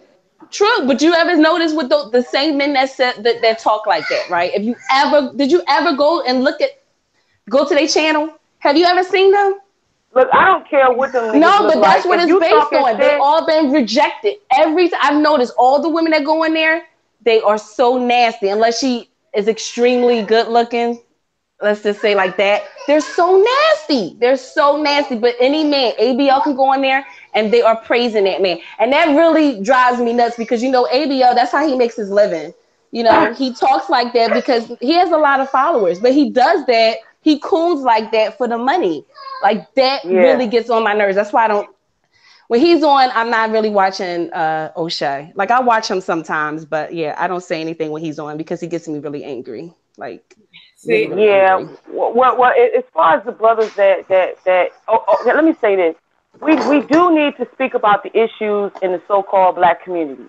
You know, we don't have a community. We trying to build one. So for the lack of a better term, you know, we do need to talk about the issues. But one thing, I don't like broadcasting our issues so Europeans can hear the shit. You know, it's really not good because they're not doing that. And we don't give a fuck what they do, but it ain't a good look. And then two, any black man that talks down or shit upon us, I gotta question your sexuality. The same thing with the females, these black feminists that talk all this shit. You know, these MGTOW guys, these men going their own way. I think all those is low-key homosexual dudes because why are you spending all your time talking shit about the black woman? And the black women, y'all, all this feminist bullshit, talking shit about the black man ain't this, the black man ain't that. Oh, we need to date European men, Asian men. How you gonna do that when we got a whole continent of African black men? Like, damn, really? That's under the assumption. Well, that's the assumption that we think that we're all the same, and then that goes back to that as well. But like, as far as with those type of men with those issues, I mean, usually there's some rooted issue, just like they say that the so-called stripper or other women that have the issue like baggage is always daddy issues. That the same goes for a lot of these men. I've watched one interview and the guy was like, bitches, this and that, and this, and he said, and these hotel bitches don't give me a chance. And I'm sorry, I am gonna go back to looks, but I'm like, all the things that you say that what you want, you're not that person. You know what I mean? You don't take care of yourself. Your income bracket, all those things, the same things you complain about black women, you're not even at that level to make those complaints. And so I noticed that he attracts men that are dealing with heartbreak and bitterness from bad relationships and rejection from these black women that they always wish they had. And I've noticed that because I'm like, this doesn't, you know, I'm around black men all day, every day. They work. They're nice to me. But I don't know. Like, I'm like, where are these? I never met these men. And they're like, and they're so ignorant. I'm like, no. When I used to have my children in a stroller, they were helping me bring my stroller up the steps. They were like, my community. I don't know. And I'm from Philly, and it's not like it's the most peaceful place to live. But like and I live in a black community. My community is okay. I'm not seeing these issues. You know, it's like. My husband always says, babe, what you always say when you say like the issues, I can't remember the word you, but like they kind of like, it's like that tunnel vision thing. It's like the echo chamber, right? It's like that echo chamber. They make it worse than what it seems, in my opinion. I just don't think it's that bad. I don't think black women are running around disrespecting black men like that. I don't think most black men want white women. I don't see it like that, you know? I mean, because the black men I've seen when I went home to New York, I mean, you know, in my old neighborhood and everything, I'm like, yeah, they're going to work. That's what I see. They work all the damn time. Right. All these broken heart men, and isn't MGTOW? That's what I think. It sounds like a precursor for homosexuality. You don't think it's about the gay? I already know that. I already know for a fact. Like I told you, I could blow the lid wide open. I'm a hurt you. So-called conscious community, but I don't want to do it to the brothers. But what I just recently went through, like my God, man, like I ain't gonna lie. Look, I went head first into it. I came out of Christianity. I told you, Belle. I came head first out of Christianity. I fell in a bottom of a bottle of whiskey because I'm like, yo, Jesus ain't real? Are you serious?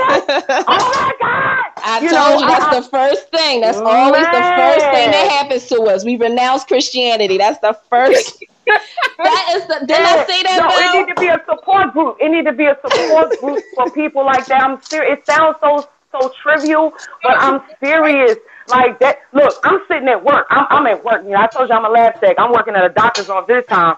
I'm sitting, and it's an African brother. He's from Ethiopia, and you know he brings his mother and his kids. You know, I'm seeing. I'm like, yo, why is he so nasty to me? And I refuse to believe that the Africans treat us nasty. No, it was something about him. He's a boot-licking fucking African because when that cracker bitch came in there with her brand new baby, he was all up in her face.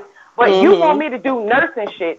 Well, I'm not a nurse. I don't get paid to be a nurse, and I'm not doing that shit. It's not happening. I have a job to do.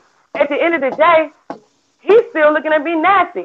And now I'm waking up out of Christianity, and I'm looking at this whole situation like, man, am I going to come up in here and do some more crazy shit? Or do I need to go home? Because I'm looking at these white folk, and it's like, I'm looking at y'all ancestry, y'all history, everything that was done. My whole life was a lie. Didn't I just say that, Belle? Told you. My whole life was a lie.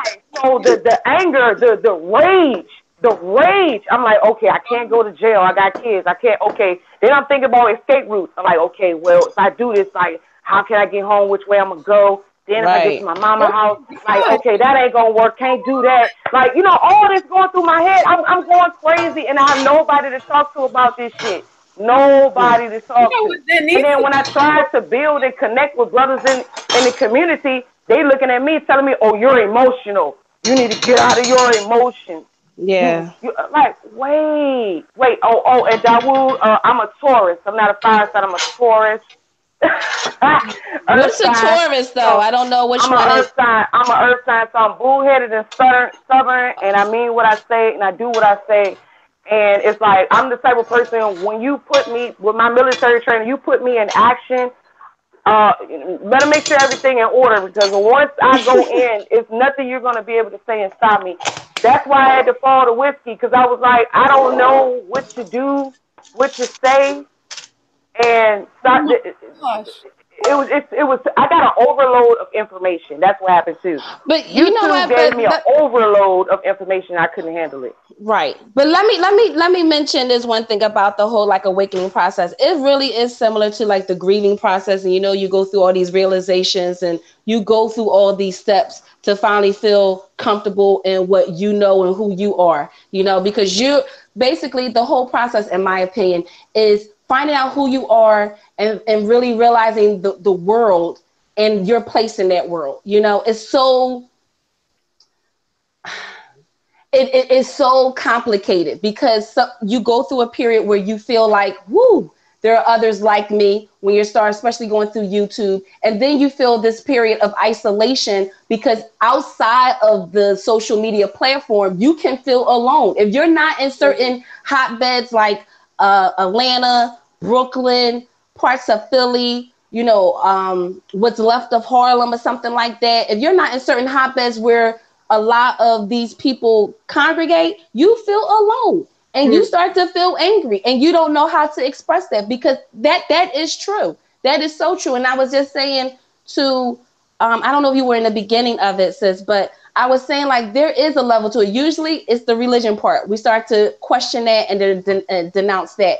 But then there is this portion of it where we question everything that we learn. And that's that time is just like being a newborn baby, which is why it's scary when you go to certain platforms and they're teaching you ill shit, and and that is incorrect, flat earth and all those things, because you're feeling like a newborn baby, so you're questioning everything you learned, science, everything. So what they're saying, it has to be true, or it may possibly be true, because I feel like everything I've been taught all my 20s, 30 something years of life has been false, and that's how they gain their following. So it's scary whether these men and women, whether these people believe what they teach, I don't know, or they're doing it for the money or not, but it's a very scary process. It's a very scary thing, because that window right there, like, you either get the real knowledge or you don't. It's like, I don't know.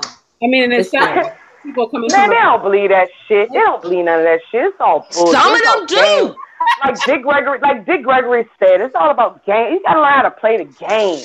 That's what Tariq and all them out there. Yeah, I hate saying their names, so we just gonna say, y'all know who we talking about. All these niggas that be on YouTube that are hungry for the money, get in the super chat, donate to this, get on this, give me your money. They even tell them the specific amounts to even give them. Like, it's all a fucking game. It's just like the church. Its conscious community has now become the church. It's the church. It's been like that. Community. I agree. No, some definitely clout chase. Like, I'm not denying it.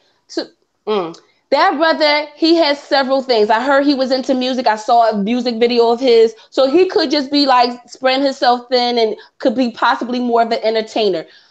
There are people that they consider master teachers that started their own religions, and they used to be entertainers. And that right there could show, whether or not you want to believe some of these things like Nuwapians, if they're a cult or not. But I'm saying, having heard some of these people and seeing like some people do believe it. And even if they don't, the problem is that they have followers, and those followers believe it. So that's scary. And so, like I was saying to Belle, a lot of these people are parents. They pull their children out of school. I know people that have pulled their children out of school. What do you think they're teaching their kids when their children are home for homeschooling? You think they're teaching them right? They're teaching them flat earth and all the other stuff. That's why that stuff is scary. You're right. That nature boy shit. That nature, and I ain't gonna lie. Outside of nation building, we also got to clean up the mess. We do. We have to clean up the mess because that shit, that nature boy shit, that falls in line exactly what you talking about. I think like that's the dude. I think that's his man. name. Yeah. Man, boy, look, he be on O'Shea. Man, that's the one that be on O'Shea, right? Nah, Nature Boy is that nigga that talk about homosexuals, the gatekeepers of the light, and he got no, not that one. He got them chicks. He got them chicks. Oh yeah, the conscious. Oh yeah, see, y'all might gotta step your toe in the conscious community so you can see what these niggas out here doing. It's sick. It's sick. He got these chicks out there. It's allegedly that he's abusing them. He's having sex with these women, with the children watching. The children are grabbing his sexual organs after he's having sex with these women, and now he say he's having sex with the children. I do believe after with Chief X, because Chief X did a live. Yeah, you know Chief a couple weeks ago. Hey, look. That's my dude. He's funny. These niggas got to be dealt with. So with the nation building, we got to deal with these niggas too, man, because we just can't turn a blind eye to this shit. Like, but you know what? To me, I feel like that's a distraction. We can't fight. That's the problem. So I feel like these platforms, they go at each other because they believe, just like, oh God, I feel like hold up at this point. But like, no, but you know how they talk about the Thanos in the movie, but Thanos believed what he was doing was right. And a lot of these platforms, these brothers and sisters believe that what they're saying, what they're doing is right. So they spend their time, instead of focusing on solutions, they spend their time trying to combat whatever the other person is saying. I don't feel like we need to do that. Our focus should be on LIN.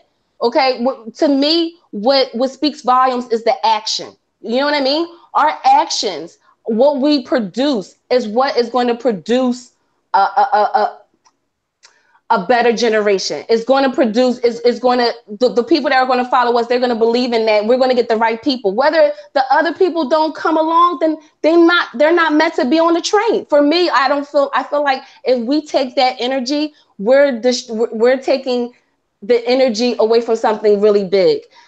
There are already too many distractions out there. And as far as for the molestation, listen, you got allegedly Afrikan Bombada, you got the Nawapian, you got a lot of different groups that has always been there, because a lot of times it does attract people that are power hungry.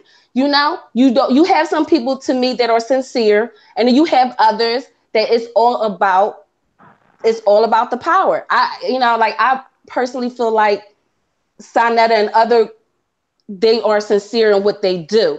You have others that is clearly about that paycheck and having that power and having a harem of women around them doing God knows what. But I don't feel like the LIN is such a large, I feel like that just requires us to have all of our energy go into that, versus me sitting there trying to distract people from listening to this other platform or whatever. They'll get what they deserve. And if people want to be dumb enough to follow, they don't see the light, I'm sorry, then they just gonna have to be left. Everybody ain't meant to be saved. In my opinion, everybody not meant to come on board. But I feel like we can't get lost in the BS. We can't get lost in that.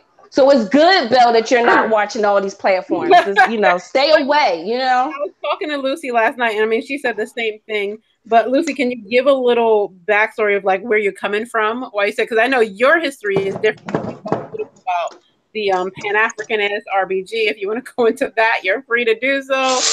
And who's gay? What you listening? I don't want to hear about that part. Never mind. Go ahead.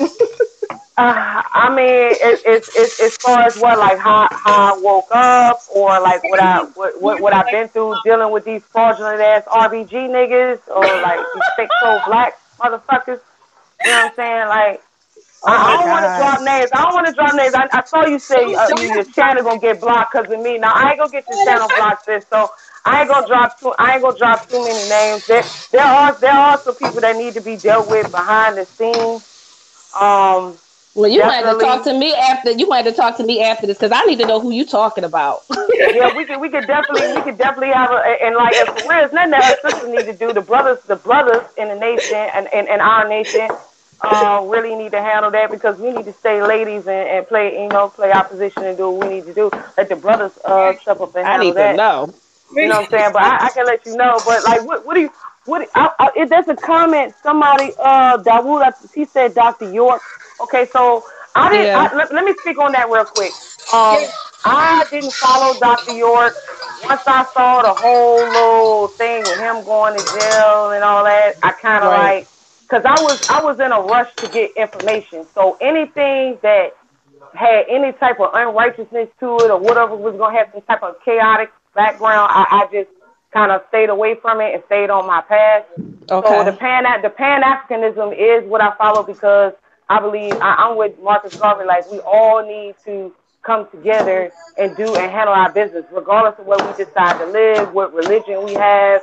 Right. I don't care what niggas believe in. Like you can hire Jesus, you can hire whatever. You know what I'm saying? Like, but at the end of the Yeah. day, are you really willing to pick up a sword, a gun, a checkbook, goddamn your brain? Are you willing to pick up your brain? That's what I need. Are you willing to pick up your brain so we can move forward and have a future of abundance and prosperity for ourselves? But the Dr. York thing in Ghana, I went to Techiman and I Mhm. met this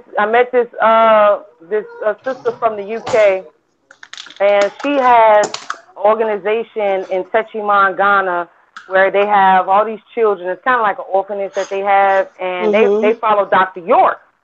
So, Shut like I up. said, They're hey, New hey, now, Wapians? They're New hey, now, Wapians?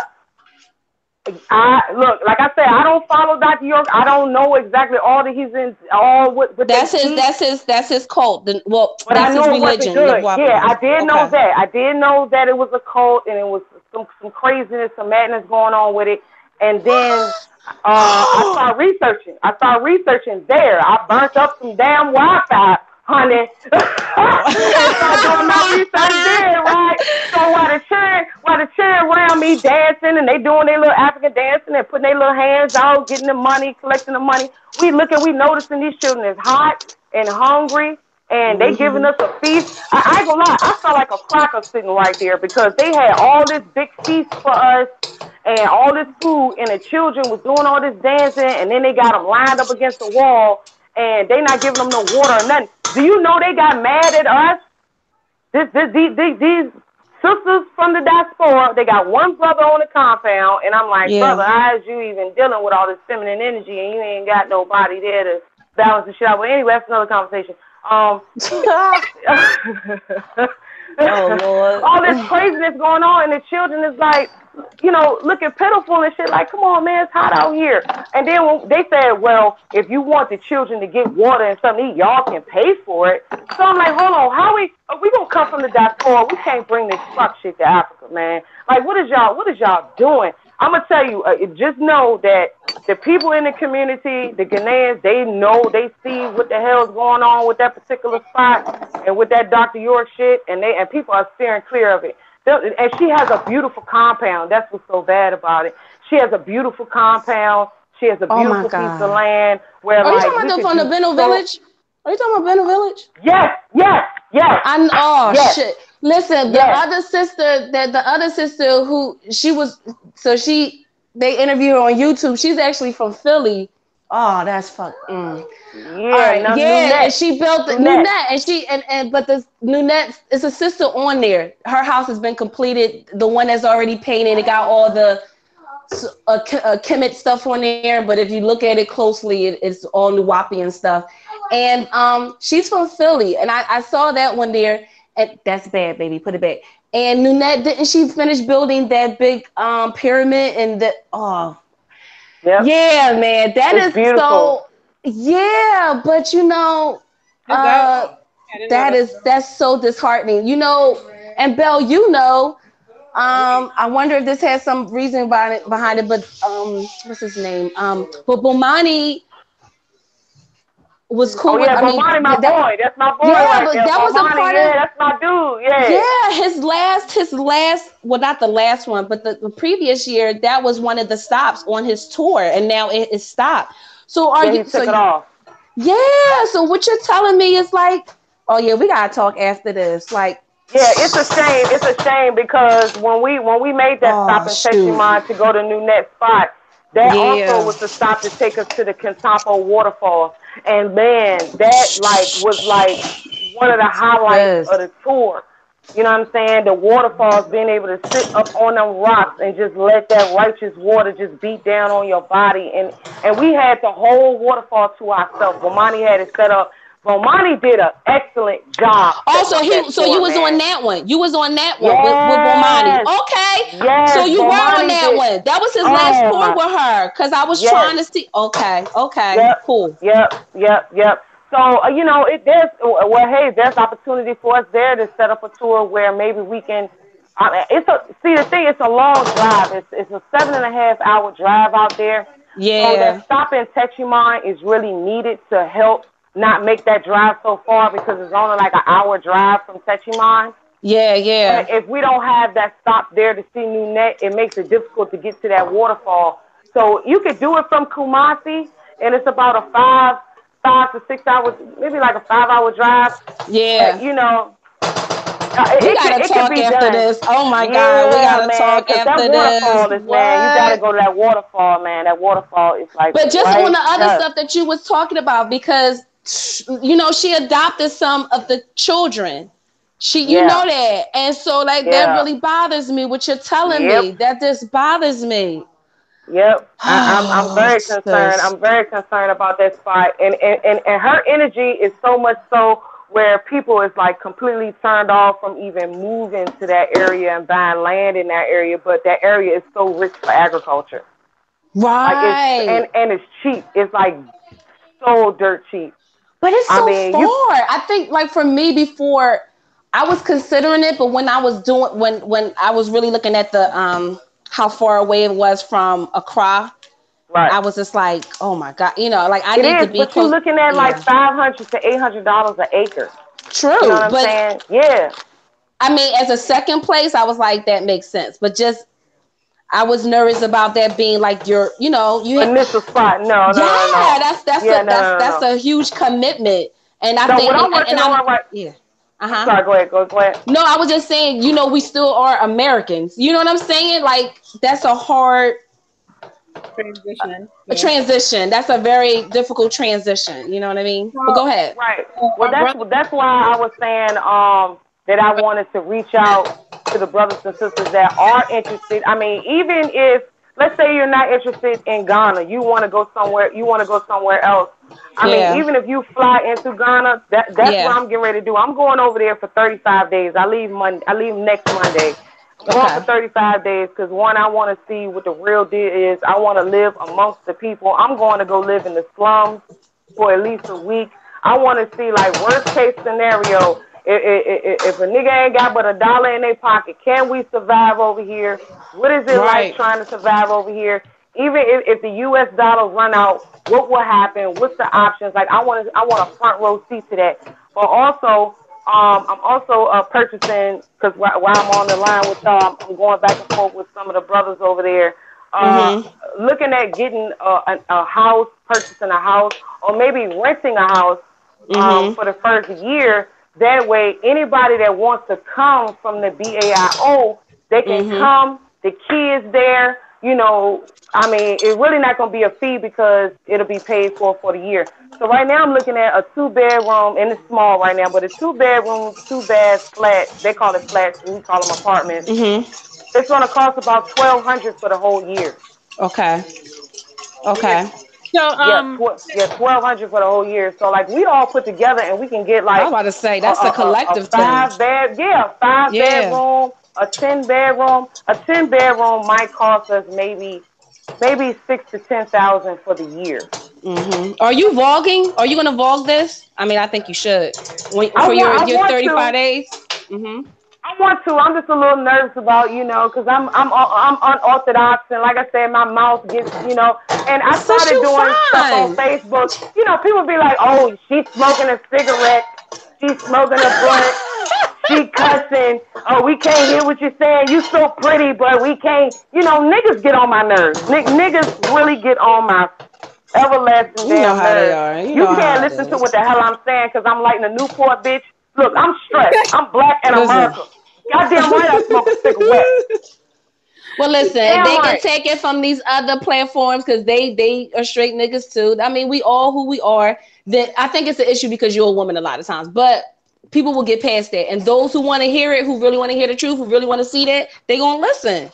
So, do it. I think you should do the vlogging because I would like to see your experience, not just hear about it, but I think it would be really cool if you showed that. In the chat, we have one of our brothers, Adano Ali. He purchased some land in Ghana and sent you there 2 hours from Accra, and it's right on the beach, I want to say. And it's a lot of land for agriculture too. But he's in the BAIO. I believe he's in Minnesota.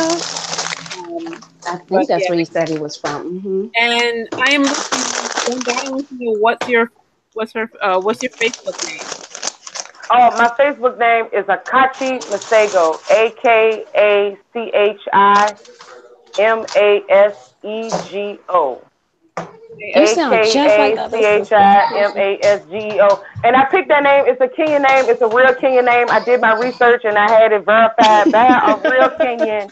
I ain't one of these niggas that, look, because you see I spell I am Lucy right. I spell I am Lucy. I spell I-E-Y-E right. And I got sick of them niggas doing that shit too. But I went through that phase too, doing all that crazy talk, trying to, all that Egyptology bullshit. Yeah, I went through that shit too. But I just left it, with the E-Y-E, I am Lucy, the original woman, you know what I'm saying? So I just left it with that, but I chose Akachi Masego because when that Mike, what was that, back when the Mike Brown stuff was going on and all that, so I was working around a bunch of crackers and I ain't like what they was talking about and I was real mouthy on Facebook, so I had to change my Facebook name because my job required us to give them our social media.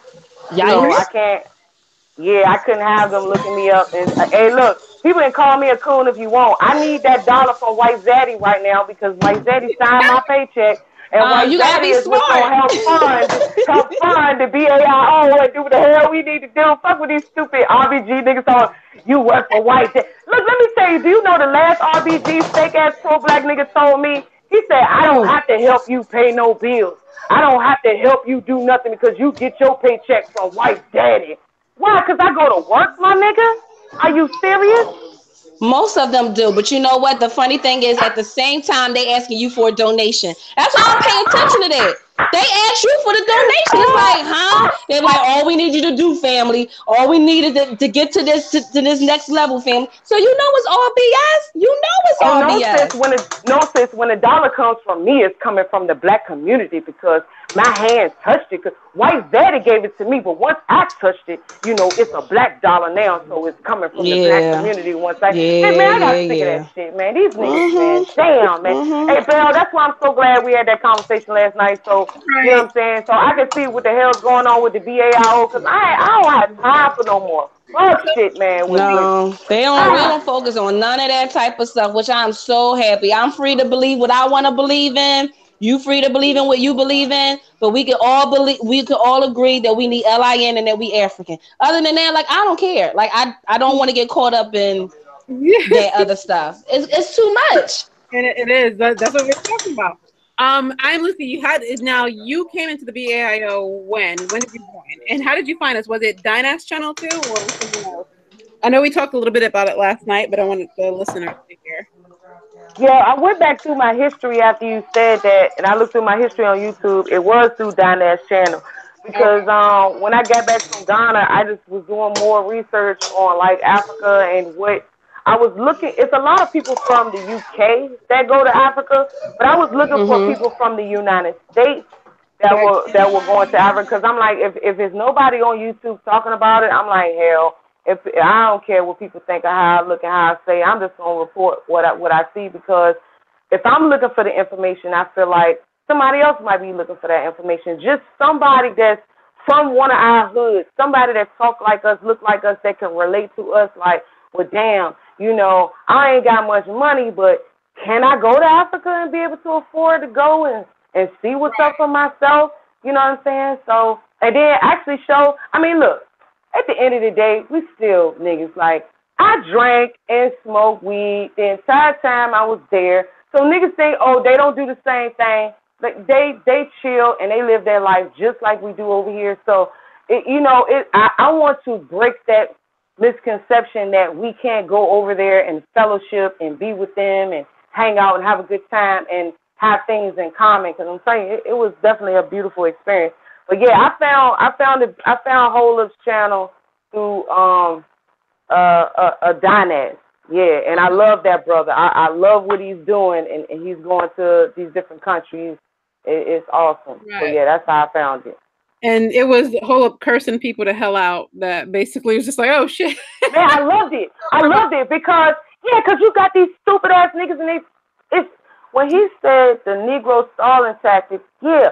Oh well, they a third class country, or they this, they got that, or even here. Oh well, we can't start no black beauty shops because they gonna burn it down like Black Wall Street. Massa says we if we try to do that, his ice is colder than ours, and we shouldn't try to do that. Like niggas, like what? So what we gonna do? Just sit back and die? Is that the solution? Just sit back and fucking die? Like we can't do shit here. We can't do shit there. Everywhere, whereas we live with you, where you know that they gonna do you like that, you go over there. Like, come on, man. So when I hold up say, fuck y'all niggas, and then like how we curse and use profanity, then you got the niggas say, oh, y'all cuss too much. I would listen to y'all, but y'all. That was another thing that's so weird. Like, I don't understand that. The whole thing, like, if you're conscious. And like I think I remember even like Erykah Badu said something about it, but like the whole idea is like once you become more aware of what's going on, then you're supposed to be like this peace-loving hippie type of person. And that, first of all, it actually is it's the total opposite. You become more angry. You become less. I'd imagine. Right. Like your patience, or like at least for me, like I don't have patience for like the dumb stuff, but I don't understand the whole thing where we're supposed to be like, all right, peace, this is it. And yes, some of that does exist, but that's not the norm. Like, I don't understand that. That's not the norm. Most of us are still regular people. Most of us work. I don't know the people that don't work for the quote unquote man. I'm lost on that whole concept. I don't get it. Most of us work. I don't get it. Like, I don't know. Man, I'm lost on that whole concept. All that angry black man, angry black woman, man. Yeah, it's weird. Fuck all that. Damn right, I'm angry. I'm angry at the plight that we are in, the shit that we're in. We're having to survive and figure out how to get the hell out of this hole that we're in. We didn't put us that are alive right now. We didn't put ourselves in this hole. Those before us and our adversaries put us in this damn hole. So not only are we trying to survive, but we're trying to get out of this damn hole too. And then you got these ignorant ass niggas over here talking all this crazy shit. So it's like, damn right, I'm angry and I'm a fucking cuss about it. I'm sorry.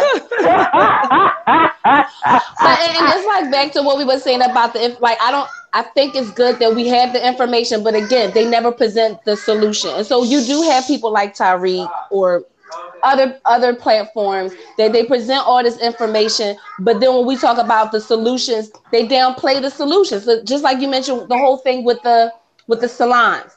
There are a lot of black-owned salons and hair shops, but they don't want to promote that.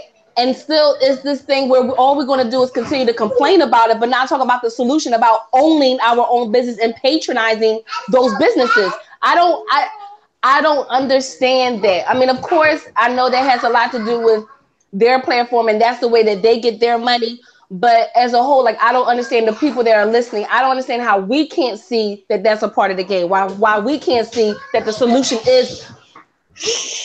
I'm sorry, y'all. You know, my kids are on 10. I know y'all think I got like 1,000 children. That's good. No, that's good. That's why I like us talking. That's why I like us talking like this, because, you know, if some of them people that be in old shades chat, they'll be like, oh, listen to the women talk. They're cheering off the chain in the background. That's why, you know what I'm saying? Like, look, we got our own thing over here. Y'all, the men got, they do their thing and we do our thing too. But that doesn't mean to say just because we're nurturers of the universe, because we birth the children, that we do have to be there. That doesn't mean we can't have valuable conversations and have solutions to what's going on. Because there's a definite problem with the sisters out here. There's a definite problem with the sisters out here, man. And it's like, what are we going to do about, that and how we going to move forward? Oh, well, we're definitely a part of the solution. I mean, if anyone disagrees with that, well, I know his platform, a lot of times, a lot of the men do disagree, but women are definitely a part of the solution. We're, if anybody denies that, I mean, it's stupid. That's that. Well, no, we hear you. I hear you, man, cooking and taking care of the kids. This is what we do. This is what everybody, every real woman does. What we do on a regular basis. So I'm sending a link because Ashita Militant Black Buddha want to join. Cool. Okay, cool. Finding this so amusing, so she's gonna join. No, that's cool. Yeah, you can hear me. I'm like cooking. I'm trying to do all that. Yeah. Oh no, we can hear you good. No, you fine. We can hear you. At least I can hear you real good. But Belle, I want to ask you a question. Belle. What do you think about all of this? And I know it's really no solutions in with the question I'm about to ask. Is really a stupid ass topic in my opinion. But I'm just curious to know, what do you think about all the black men that consider themselves supposed to be about black power, RBG, nation building, or whatever, and they're talking about us having the sole responsibility of being all these bastard baby makers, and that we're the destruction of the black community because we accepted food stamps and all this other bullshit? Because if niggas would just read some shit, that's not how it went down.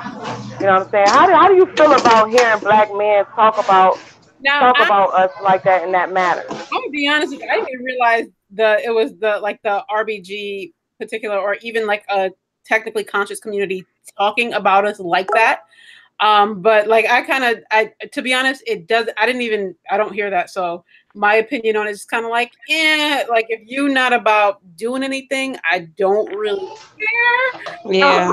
Like I'm paying more attention to the dudes that's doing something, like our brothers. Then Dada just said we can't move forward without black women, period. Right. I don't think the background. He said it sounds like you live in a very fun environment. I'm trying to do my best to multitask. You know how it is. Cooking, washing clothes, the whole nine. So I put my energy into the black men who put their energy into me. That's the rest who are just kind of looking for seasons of talking noise and looking to do things outside. Like I'm like, whatever. I don't want you anyway. So you're part of this. Yeah. My opinion on that real quick, I don't really think we probably have different perspectives on that as experience, but I have never seen that come from the conscious community, so-called conscious community. To be quite frank, I only come to that realization through O'Shea's network and those type of people, and they're not a part of what we would consider our community, the conscious community. Of course, not the we as far as the BAIO, but they're not part of that. Those people are actually the outliers. They had those mommy issues and stuff like that, but all the other platforms, even down to the religious ones, I've never heard our black men talk like that. I've only come into that concept when I've been introduced, since being introduced to O'Shea. I've never heard of that, ever. I mean, most of them will take the responsibility that they are supposed to lead the community, or us together are supposed to lead the community. I've never heard where we're like the demons in the whole situation. I've never heard that before. So, wow. Since She That Black Militant Buddha just joined, you have anything to say on that? I know we weren't letting you talk, but you can jump in. Can you hear me? Hey, sis. Yeah. Hey. But yeah, so wait, can you hear me? I can hardly catch up to it. Hi, can you hear me? Yes, I can hear me. I can hear you now. Okay. I'm sorry, I got a call, and it probably just threw everything off. Yeah, I'm getting a lot of echoing, so it's hard to know. Yeah, hold on. Let me. I'm gonna mute myself out and fix myself. Yeah, it's me because my whole situation changed. Yeah. If you're still in the chat, mute it. Mute the actual conversation in chat so you don't hear anything, so it's not a lot of feedback. So can you hear me now? Yeah, we can hear you. Okay. So what was the question that you're trying to ask me? because I couldn't catch up with all the noise I was making over here. Oh, sorry. It was something that our sister Lucy asked in Virginia. Basically, how do we feel about the Black men and particularly apparently the RBG community saying what they're not going to do for or with Black women? How do I feel about that? Honestly, I don't think. How are you going to get anywhere without us? That's what I say. Okay, that's simple enough. That is true. That's how I doing? like we can't move forward with the Black woman. Period. And the other sisters, I think, but they're not moving forward with the other ones either. So that's true. I mean, really, most of the cases that I've seen where Black men, the others, the situations never ended up being pretty in the end. I spent a lot of time when my daughter's cousin was real young. He was into this white girl, and I couldn't understand why, considering where they lived at and what they were going through. Why are you even dating? Why would you even date the people? Their parents don't even give a fuck about you, for real. The girl's father spent plenty of time trying to make sure he never was around his daughter at all, to the point that they got caught in the house having sex with each other, and the father pressed charges for rape against him. Oh wow! It was consensual for both of their asses. It was just white man wasn't trying to hear that shit. You was my daughter. Oh, it's echoing to my end. Anyway, actually, Baden's mommy want to join too. I'm getting all the sisters on this show for real. Finally, it's been hard to coordinate. So if I could do it now on this Labor Day, I'm gonna send her the link and we're gonna get this going. But she probably definitely want to add into it. I know you wanted to speak with her earlier, but so and thankfully, since Lucy brought up this topic, we could go in on it, and I'm sure a couple of ladies have their opinion. So by all means, go for it, ladies. So the other lady, you can unmute yourself if. I'm sorry. What was the other about how we feel about those type of men? Yeah, just kind of like, what do we think? And you answered yours. You said. Oh, okay. I said I really don't think about them because they're not thinking about us. So, I'm like, they're not. Oh, you made it. What's up, sis? As I start coughing, even when you're sick. Y'all lit. I done got a flat tire. I'm like, y'all ladies is lit. I'm listening to y'all while my man comes and rescues me on the side of the road. Oh my God, I hope everything's okay. Did you He was right around the corner. But I'm laughing because you guys are talking about, excuse my language, these bitch ass men. And I call my man like, baby, I got a flat tire. He's like, where are you? I'll be there in 10 minutes. And he shows up, fixes my tire. And he said, okay, go to the house. And here I am. Now, so sorry, ladies, I'm coughing and hacking. Oh, that's cool. That's cool. Do what you got to do. Let's see. I think. Hi, everyone. Hello.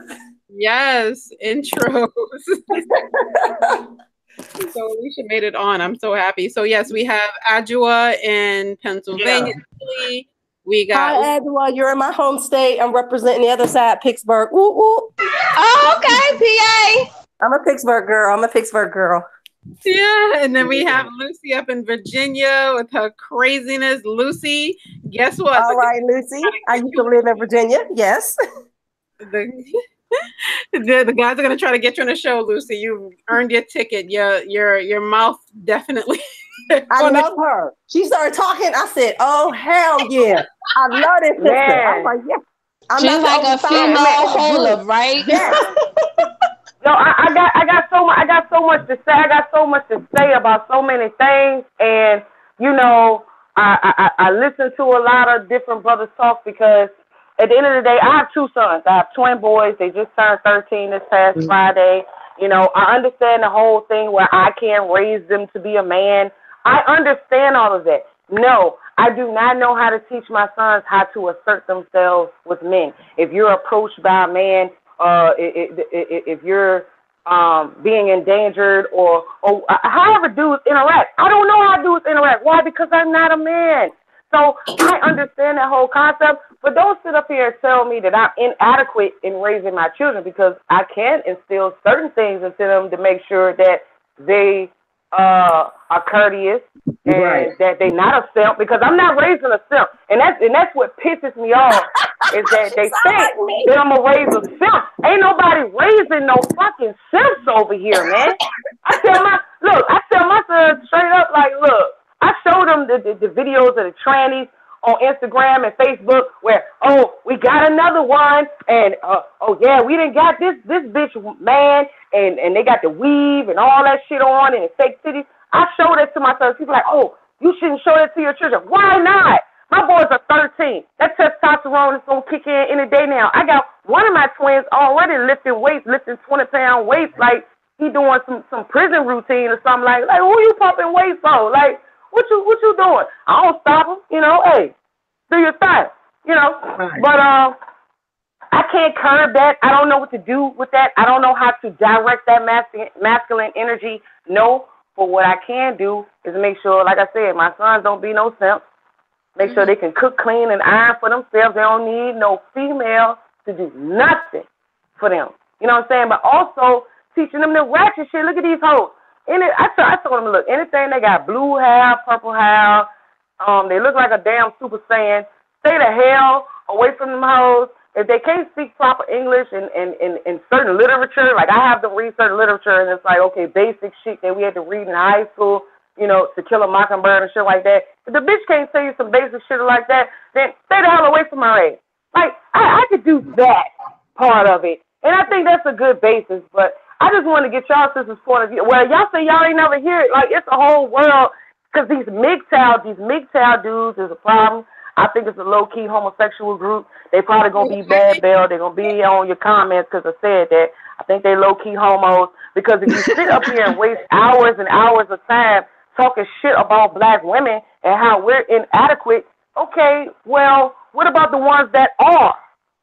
What about the ones that are? But since you can you just tell us which channel? Like, which ones are you talking about? Because like I want to go to their channel. I'm dead serious. I mean, for me, if you think that way, you're not a part of my community. So I don't really care. But you know what I mean? Like, you can say whatever you want. But I'm curious, sis, who are you watching that says that? That's RBG. Man, I'm serious. Like, can you drop some names? Probably after the show, or you guys are all definitely friend each other on the BAIO site, please, because we're all in it. Okay, yeah, please, text me. Okay, yeah. We can talk. We can talk because there's a lot of stuff I need to fill you in, because I've had my intellectual properties stolen. What? What are you talking about? What? I've had my intellectual properties stolen, and there's somebody making hundreds, maybe even thousands of dollars now off a theory that I came up with that I was able to prove through science. And I just, you know, because I'm so RBG, I love my people. I just, you know, you black, you look like me, you got your fist up, you got the colors on, you got your dashiki on, you got your ox on, you smelling like shea butter, and you got your purple around your neck, and your moon rocks. And you know, you at the same events that I'm at. We at the same events. Like I said, we ain't gonna drop no names, but we know who do the events and travel around and stuff. You know, talking about building schools and all that old stuff. You know. God. We are all these things. You know, we meeting up, and then you know, I'm going to different parts of the country because I'm so Black Power. I gets in my car and will drive hours to meet another Black Power person. Because remember, I'm going through a psychosis where I'm waking up. I'm reaching for anybody to be able to talk to and share what's going on with me, so I can have something to try to ground myself, because now I realize Jesus ain't real, remember? So, you say you Black Power, you on YouTube, you talking all this good shit on YouTube, I want to meet you. Right. You on Facebook, you talking the shit, I want to meet you. I'm not going to put nothing in your hand. I'm not giving you shit. Not $1 out my pocket until I meet you and see what type of person you is. Even with that, man, niggas is, man, they got games. Now, when we talk about like basically the topic at hand, which is can we live in peace and everything, and bringing up the conscious community and what they've been doing, you yourself been through quite some shit with the conscious community, because I know you said like you've been part of this for some time, and just the noise you had to go through and the mess. Man, look, we'll just in my whole up sism voice, man, fuck the conscious community. I don't even blame you. Right. Right. That's why I'm with the BAIO. That's why I want to see what's up with the BAIO, because the BAIO is speaking my language. What's this? But have you dealt with like relationships? Like I've seen that. I've noticed that a lot of the so-called conscious men use that as a way to get women. Like I've had people slide in my DMs and all that good stuff like that. Like, no, seriously. And I'm like, well, did you read my bio? Because I clearly say that I'm married and blah, blah, blah, blah, blah, blah. And they'll still do it. Like, I've noticed that. And I've heard of situations where people, because a lot of these, especially like the men, a lot of these men aren't married, which is why I find it funny what you were saying about how they blame us for being single parents and all that good stuff. But a lot of them aren't married, and they're having these children because while they're on the circuit of these lecture circuits, and they're having all these children. But so I mean, have you dealt with that during your time of like finding out where you are in this world as far as like consciousness? Have you dealt with the whole relationship thing? Yep. I had one. The brother that stole my intellectual property, he was on this polygamy thing. You know what I'm saying? So my whole take now, my part in even considering that polygamy thing was that I was gonna be a working wife, and he lives in Virginia. He lives in Lynchburg. I live in Richmond, so it's about a 2-hour drive. So I ain't really got to deal with your ass on a daily basis, which is cool. It's really about getting this money together and supposed to be building something, right? Right. And that nigga had an apartment where he was feeding that bullshit to females, so he can bring them over there and feed them the same shit so he can sleep with them. That's what that was about. You know what I'm saying? So when I got there and I'm seeing like the energy and everything he's talking about, and he going off on white people for no reason. So like when Holmes talk about like the crazy kill whitey niggas, look, I am a kill whitey nigga, but within reason. You know what I'm saying? I'm not on some I'm gonna strap a bomb to myself and going to the Panera Bread. I'm going into the Chick-fil-A on Sunday and just blow myself up for the black community. Hell no. We had Books a Million. Excuse me, we walking around and Panera Bread, and he just saying Peckerwood and Cracker for like no reason. Like, why are you even trying to cause confusion, cause some shit where, like, I ain't with that. I'm not with that. You know what I'm saying? That's a red flag. Look, I live in Richmond, so when the Charlottesville shit went down with the Richard Spencer shit, you think I didn't want to go up there? I mean, shit, that's only an hour away from me. So hell yeah, I want to go up there, but I got to think logically. What am I running up there for? If I go up there, I'm from Virginia. We are open carry state. I got my weapons, whatever. What am I going to prove? And let's say some shit. Let's say niggas really say, okay, we going up there. We gonna take some people down. Okay, so let's say we took 50. How does it help? Man, come on. So then, like, okay, now we're in martial law. Virginia locked down. Niggas can't go nowhere. It's a Commonwealth state. And okay, so is the niggas from the other 49 states who come over here and help us? And the bullshit we done got started over here. And again, we all could be dead because we see what they did with that Micah X brother. They sent a goddamn gadget out there to blow his ass up. So it's like, why am I going to run to Charlottesville and get a face full of mace? You know what I'm saying? I'm not going to run into no riot situation and get a face full of... Right. So I'm not one of those type Negroes.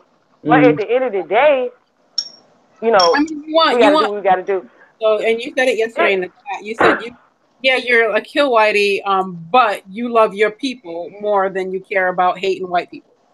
Like exactly. So I would like to see us build some shit. I would like to see us get this waste to energy program off the ground and bring money into Africa. I would like to see us be able to export fruits and vegetables that we so much need here in the United States for the Negroes that don't want to leave, but got the money. They got the money to pay $50 to $80 for a jackfruit because you're a vegan. You know what I'm saying? I want to be able to get these things that we need over here. Yeah, let's do that. Absolutely, absolutely. But ladies, of course, the platform is yours to add in at any point. Alicia, you're cool to go. No, I mean, I got to be honest. She hasn't said anything. I haven't stopped shaking my head yet since she started. I'm just like, yes. And, you know, for the guys that are on this, they don't need the Black female movement.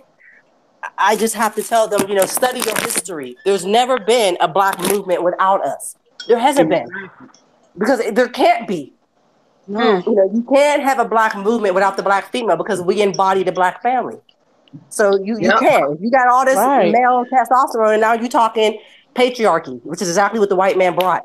And that was our fault. Let me speak man language. Let me speak man language real quick. If it was all about the men, it would be a sausage freaking party.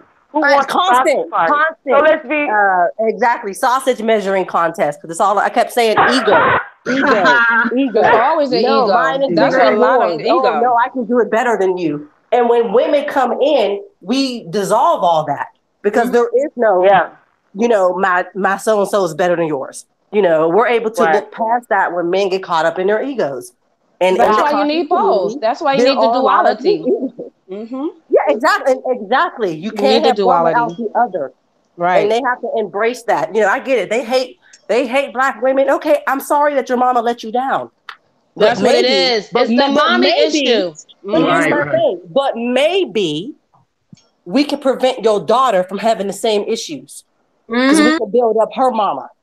Well, their daughter is going to be by a white woman, so she's not going to have those same issues. She's talking about them types, so. Yeah, but you know what I'm saying? I mean, it's like, no, you have to have us to bring clarity, or you would just have nothing but what we already have in America. War, dissent, you know, ego's getting hurt. We got a crazy president right now who's nothing but ego. And look how this fool's behaving. Exactly. Without that female energy, it's needed. You can't have one without the other. Exactly. So at the end of the day, as me and Belle discussed during our show, right, we have to put all of that aside. We know our history. We know it. We know the history with Black women and Black men. We know that history. But let's keep it history and let's start changing it today.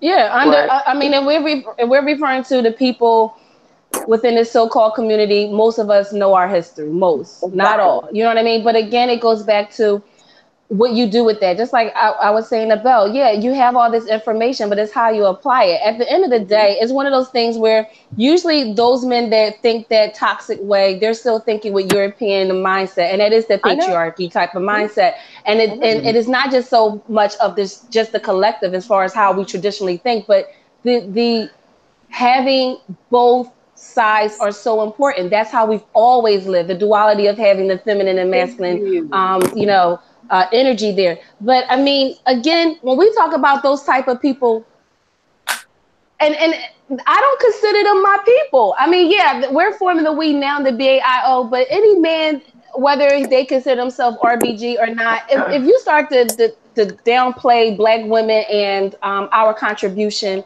you're no longer my people. I feel that same way about any man, just Black people in general, like ABL or somebody like that, who talks down on just Black people in general. You're not a part of my community. You're not a part of my community. I feel the same way, even though I don't consider about interracial marriage. Once you marry outside, you're no longer a part of my community. I don't care what you do. Right. Now, I personally, for me, I just don't care. We can probably do business together.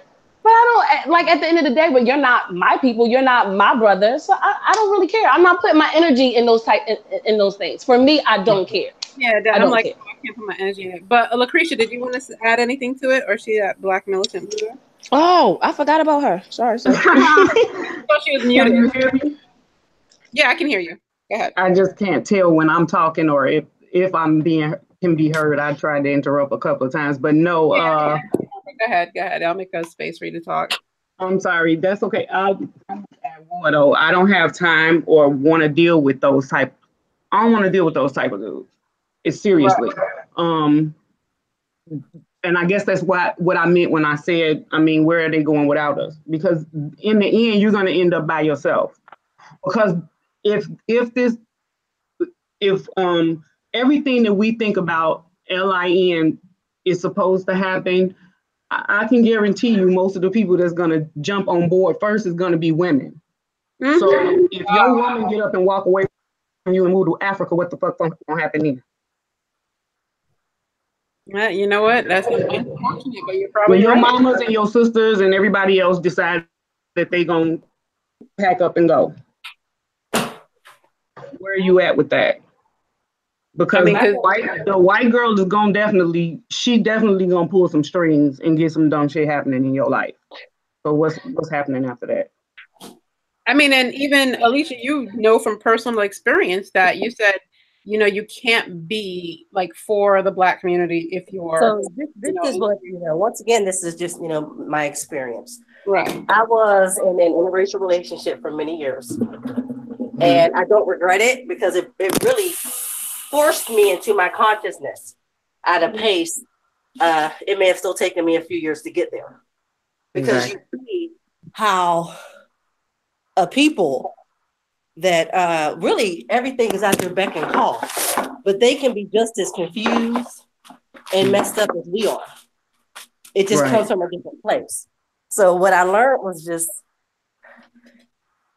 for a woman, you know, I'm an earth sign. I remember somebody mentioned earlier they were Taurus. So us earth signs have a nurturing nature, or at least Virgos definitely do. Now we can be all these other things, but we have a serious nurturing nature. And above nothing else, I'm a mother. So I met this, what I call him bottom shelf Brad, and all his issues. And it was such a sad story. You know, you just need somebody to love you. No. That's not it. You know, their pathology is, I learned so much just about how sick white folks are. Just being amongst them in the situation that I was, you know, amongst them and watching how they have no coping skills. But I was so busy trying to save someone that it stunted my growth. I didn't have time to study, didn't have time to pursue certain things because I was too busy trying to hold together someone with serious issues. And it wasn't until I had to get back in contact with myself and realize I was out of balance. What was going on? You know, when things start kind of going off the rails, what was going on? So I realized, you know, when you try to walk a path of truth, most answers come to you, whether you like them or not. They're usually the right answer. So I knew what the answer was. I just had to accept it because by this point I have a child. Right. You know, so in choosing myself, I also chose my son. Because it hit me like a ton of bricks. And Belle heard me say this when the Trayvon Martin murder happened. He couldn't protect me, you know, or my son. At the end of the day, you know, it was my job to protect my son. So I saw how messed up in the head and for no reason, you know, when you look at it, like you have everything, you know, you don't have systemic, you know, racism. You don't have, you know, thousands of years of, you know, having your history stolen. Why can't you get it together? And then you learn that most of them, it's this, when they can't fully walk in that sense of entitlement that they feel, I mean, they really feel it. They're all messed up. We don't walk the world with that sense of entitlement. I don't know any Black person, any, you know, no matter what your faction may be, you know, we feel that we have to work towards something. Even though we have built this nation, we've built many nations. With this sense of entitlement. When at the end of the day, we should feel the same way that they feel, because this is our planet. You know, this is ours, all of it. Yet we don't walk around with that arrogance. So they're extremely arrogant. Yes, like they are. At a, you know, a pathological level. And when remember I said like the one, that 1 year old who's stuck in that stage of development, mind can't share. You're talking about seriously a species of them, because I've met super rich, uber rich. I've met them all. I've met white trash, and I'm just like, wow, it's always there. It's always there. Constant competitiveness. They are the most low self-esteem folks and so insecure. Sometimes I feel like I see that competitiveness when I'm driving my car. That sounds weird, but when I'm on the highway driving or on the expressways in Chicago driving, I see I have an aggressive nature when it comes to that anyway. I love driving. So, I might hit Lakeshore Drive and try to put some wind to the metal. Man, you will see a white man in his little sports car. If I happen to pass him without intentionally saying, "Oh, let me pass this white guy," or if you happen to pass and don't look over or acknowledge, right? So you riding going along your way, and here comes Mr. White Man who you just passed like 5 seconds ago. He want to speed up to you, ride next to you. Don't give him a look over, because if you looks over, he gonna gun it. He gonna rev his engine and try to take off. That's a great example. That's so but it forces you forced me, because I realized what was out of balance in my life and what was causing it, and what was going behind it. And I realized that I had to get out from underneath him. So I did that. And the last 5 years, I've grown so much. Way more than I did the last 15 years or the last 10 years. Everything was there, but I hadn't connected all the dots. And I was telling Belle, there was her, and I think it was Edwa. We're talking about in one of the chats how when you start to come to consciousness, it's an experience. You can almost remember the moment. That shit starts clicking. Now I have an awful memory, but I was remembering things that I had been taught when I was 14, 13. I barely know what I did yesterday. But it was all falling into place, and I was forming new thoughts that I always say, and I believe it. We pull it right out of spirit. It just comes to us. It sure does. The way our enlightenment, it just comes, and they can't it's freaky to them, as it should be, but it's you guys laugh, but I get into all that astrophysics stuff. Oh, so do I. I get very deep into it. If you do, that's not even that it's a problem, but it's when you can't even see nationhood because you're so caught. Yes. Right. Yes. And it's just like, no. Focus on the end. Like, you're still black at the end of the day. Exactly. Because when you're talking once again, you're talking about the first. Right. And it doesn't, we were the first. So, so that's where I'm just community. So I wouldn't have come to all of that if I hadn't have went through what I went through. And it also brought me a lot of clarity for myself. Right. I had to have, not everybody can, look in the mirror and at themselves and really see all like the bad choices. And it was a hard thing to do, but I knew I had to do it. Mm-hmm. So I did it. And as far as my son, I realized, because I had asked myself the same questions as someone in the chat had said, I can't raise him to be a man. But then it hit me. I damn sure didn't want that man to raise him to be a man. Well, I have a question about that, sis. Because you said that you were in a interracial relationship. So I'm assuming your son is biracial? Yes. But he is being raised as a black man. Okay. And so fast forward again, I'm sorry, when Trayvon Martin's murder occurred, and it was just so impactful to me. And I'm sitting at my table, and I think President Obama did a speech or something, and I'm crying. And it hit me. I had a fear, I guess maybe I finally allowed myself to accept it, because we all carry it, especially if you're a mother. In some shape or fashion, you carry that fear. But I allowed myself to really experience it. And I realized that shit hadn't changed. Nothing had changed. This was the same fear my mother, my grandmother, my great-grandmother, that nothing had changed if I was still experiencing that same fear that my child could be murdered. Right. Just for being who he or she, just for being Black.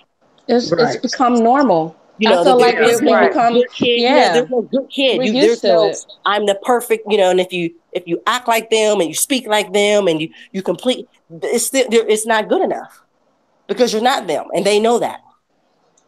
That's the integrationist point of view. And it's really sad though, because I feel like we're conditioned to feel that way. Yeah. It is. But all of that started, clicking into my head, and I was just like, how the hell did I walk around blind for so long when I had it all there? But then I realized I was focusing my energy somewhere else. And you know what, sister? I'm glad you said that. So you can come back from it. Trust me, you can come back from it because I sure enough did. And it's not that I hate my son's father. I don't, hate any man. I'm able to see now. I needed that. I needed to grow, and I see him for what he is. Right. No more, no less. It kills him, but I just see you for what you are. I actually see his nature. I had tried to act like, oh no, tried to paint him in a whole different light. No. So yeah.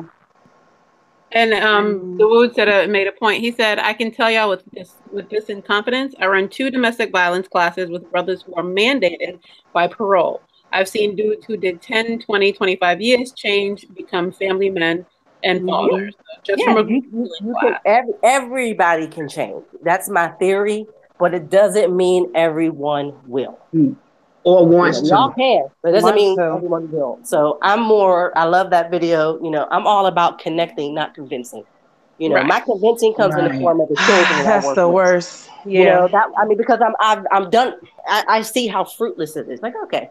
So I'm not wasting energy. I'm just trying to connect with folks who feel the way that I feel, because these are the conversations I want to have, and these are the people that I want to have it with. Right. Because I spend too much of my time having conversations I really don't care about. I got to go to work and you got to play the game, and and that's like 8 hours a day. And if you think about, running errands, it's like 10 hours a day that, I have to put the show on. Devote to someone else. Devote to someone outside of you. Right. That's the worst part. Yeah. Right. Giving away, when I would much rather be having these kind of conversations with like-minded men and women, and actually making progress. Right. Exactly. That's where the energy comes, though. That's why I feel like sometimes, the whole thing with the convincing and the convincing versus connecting. Put all of our energy in the solution. It's not worth putting our energy in people that may not ever come to our perspective, may not ever see it. It's pointless. You get those type of negative people that are going to say whatever about specific groups of our people, Black women, whatever, or just Black people in general. They no longer a part of your community, and let it be. Those people are never going to come over to the continent. Ever. They're never going to do it. So I'm not even pressed. Like, why would I even waste my time? And I know they're never going to get on the boat. So what? So what? I'm not doing it. It's not worth it. You know what I mean? Like, I don't waste my time on that type of stuff. So let me give Lucy another chance to speak. Yes. You're not muted on my end. Can you hear us, Lucy? You can chime in. Yeah, I can hear y'all fine. Can y'all hear me? I can hear you, sis. Yes, we can hear you, sis. Oh, okay. I wasn't sure. I wasn't sure. I want to speak back to what the sister was saying. Lishi, is that her name? Okay. We got Lishi, mommy. Oh, okay, gotcha. I'm looking at the little name right at the bottom of the screen. But I want to speak back to what you were saying, like, as far as raising our children and having that influence in the home and things like that. That's why I trusted one of these RBG pro-Black niggas. Because it's like, okay, you understand. Right. And, I know it's niggas out here that run game and mess us over and stuff like that, but if you're RBG, then you understand what we're supposed to be doing and what we're supposed to be moving forward to. So there's no way that you would steal from me, right? Mm-hmm. There's no way that you're low-key homosexual, you're like, right? How can you talk like this? He was a homosexual? Yeah. Oh, yeah, the last one was a homo, honey. The last one I thought, baby, let me tell you, it got, look, that's a whole nother discussion. We got to talk, because I need that story. What you... I found out he was a homo, honey. I'm talking about ordering niggas off a Backpage, boo. Ordering niggas off a Backpage. We gotta talk. And I gotta talk. Yeah, we gotta talk. And I'm not talking to sit order. I'm ordering food. I got receipts. I got receipts. Oh my God. He was in polygamy and he was a homosexual. I can't take it. I need to talk to you. Look, they don't care. They want our money. They want, and see, these niggas go after sisters that got careers, that got businesses, that got something wrong for themselves. It just so happened we somebody baby mama. Somehow we done ended up somebody baby mama, whether we was young and was wild or got married and divorced. See, these niggas that talk this shit about us being single mothers, some of us may be widows and some of us may be divorced. So, like, what? Who the hell gonna stay with a crazy ass man just because we got children together and we got married? You know what I'm saying? So different situations leave us as single mothers. So like all that talk, like blaming us with that shit. But anyway, back to the RBG shit. If we're supposed to trust these men, you know, they got their fist up, you know, they got their colors on, they wearing their dashikis and their ox, and they talking all this shit on social media and all this or whatever. But when it comes down to the real deal, you ain't shit. You worse than a cracker. But why is it different from a preacher? Why is it different from a preacher or a deacon or imam? They the same. I mean, we can't put them on a pedestal. Put them on a pedestal and just think because they have some knowledge or if they believe in the Bible or the Quran or the Hadith, whatever, that they somehow supposed to be not human. Like you still going to get those type of people. Yeah, I know, but we think that they're coming into it for the same reasons that we are. We are. Men have penises. They may have, but they may have at one point though. They may be a single mother. What? And in between time and time, I'm gonna be a single mother because just having a man and having the right man is two different things. Just because you have a penis does not validate you to raise any type of children, because there's a whole lot of niggas out here just like females that shouldn't have no children and be around children with their ridiculous ideologies and bullshit that they got. So no. You gotta treat them like any other group of people. Yeah. You know what I mean? You gotta treat them because they probably came into it the same way, but there's a lot of scammers. There's scammers in the church, scammers in the masjid, scammers in this community. It don't really matter. Oh, they coming out of prison too. They coming out of prison too. Oh yeah, definitely. I gotta have a coming out of prison. Yeah. That's that. A lot of it's their prison talk. I was telling Belle the same thing. Like they say all those big words, and they say all this stuff that you can't understand, and that's supposed to make you conscious or deep. Oh my God! And a lot of times you're not saying nothing. Let me say this. I gotta say this. Oh my God! If y'all want to laugh and listen. This. Look, I have proof. Okay, if you go back to Jason Black, I think he did a broadcast. It was July 13th. It's called The Successful. What makes a successful black man? What makes a successful man? If you listen to that and fast forward to an hour and 40 minutes, the fake RBG pro-black fraudulent faggot nigga I'm talking about, he calls into the show because he's upset that I'm listening to brothers like Hold Up. I'm listening to brothers like Jason Black, and Jason Black destroys him. He even plays the Keenan Ivan Waves joint from in Living Color back in the day where he'd be like, I pontificate and significate and colonize the significance of the problem. You see my sister, girl, he could Lord. What? The same guy from Virginia that you? Oh, I got it. No, he's from California. This brother is from California. Oh, does his name start with an A? Did you say his name before? Does his name start with an A? No, it's Jason. It's Jason Black. The dude that you were talking about that called in. That you said that. Oh. No, okay, so it's a truck driver that calls in, but if you fast forward to an hour and 40 minutes, it starts with, he says his name, Lamont Macon, Man Over Matter. Oh, you know what I'm saying? Yeah. I thought it was this other guy. Okay, never mind. No. He go and I mean, you talking about? I've seen that handle before. Yeah. Ignorance. You know, this brother told me that I sound like the white man because I'm talking about trade lines and credit scores and business plans and things like that. I sound like a white man. What the hell was wrong with that? You're one of those people to say capitalism is the devil. Yeah. Right. He's always in O'Shea's. I've seen the Lamont handle before. I've seen that handle before. Yeah, I've seen that handle before too, but it ain't that brother. He don't be on YouTube. This brother I'm talking about, he don't be on YouTube listening to nothing. He thinks chumps read books are for chumps. You know, he's one of these ignorant prison niggas that come out on the RBG shit and I thought I got it mixed up with your other story. Okay, I thought you said that the brother that you were talking about in Virginia called in, and that's what I thought you said. Oh, not him. Yeah, this it's multiple. I told you I could blow the lid off the conscious community. It's multiple brothers that's doing the fuckery in the community. It's a lot of scammers. This brother I'm talking about, Lamont Macon, he's from California. He comes from California. He spreads his fuckery all over the United States. Okay. Wow.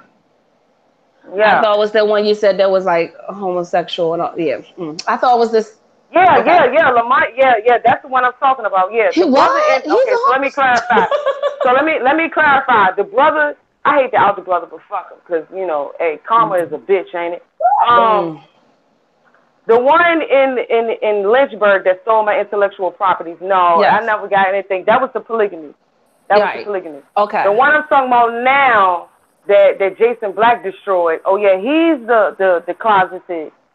He's the homo. Oh, okay. Yeah. I thought there was two of the. I thought they were one and the same. That's why I was like, damn, he doing a polygamy and he.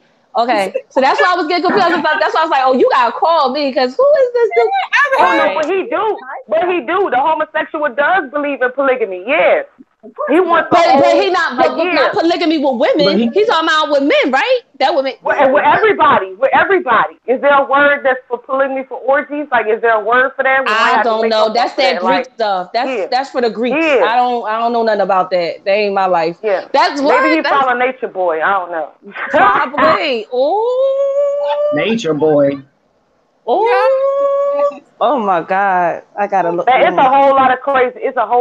Like I said, I travel and meet people. People have come and spent flights. Like this brother, the one I'm talking about that went to prison, the one that Jason Black destroyed. You know, he paid for his own flight to come out. So it seemed real nice. Like, oh, the brother paid for his own flight. You know, he take care of his own accommodations. Oh, it must be real. Oh, we gonna really do some nation building, right? No. Wow. Shoot, I ain't that. It's crazy. I know it's some scammers out there, but sheesh. I mean, you hear the scammers all the time. I just took an L for the community. Sisters. I just took at least 4 L's for the community. I ain't never in my life. We got your back still though, Lucy. Yeah, of course. I'll take at least 1 L. We appreciate it. I ain't never. That's crazy. Yeah, it's crazy. Yeah, and I got proof. I got receipts. Matter of fact, I was getting my children's passports together yesterday. 2 days ago.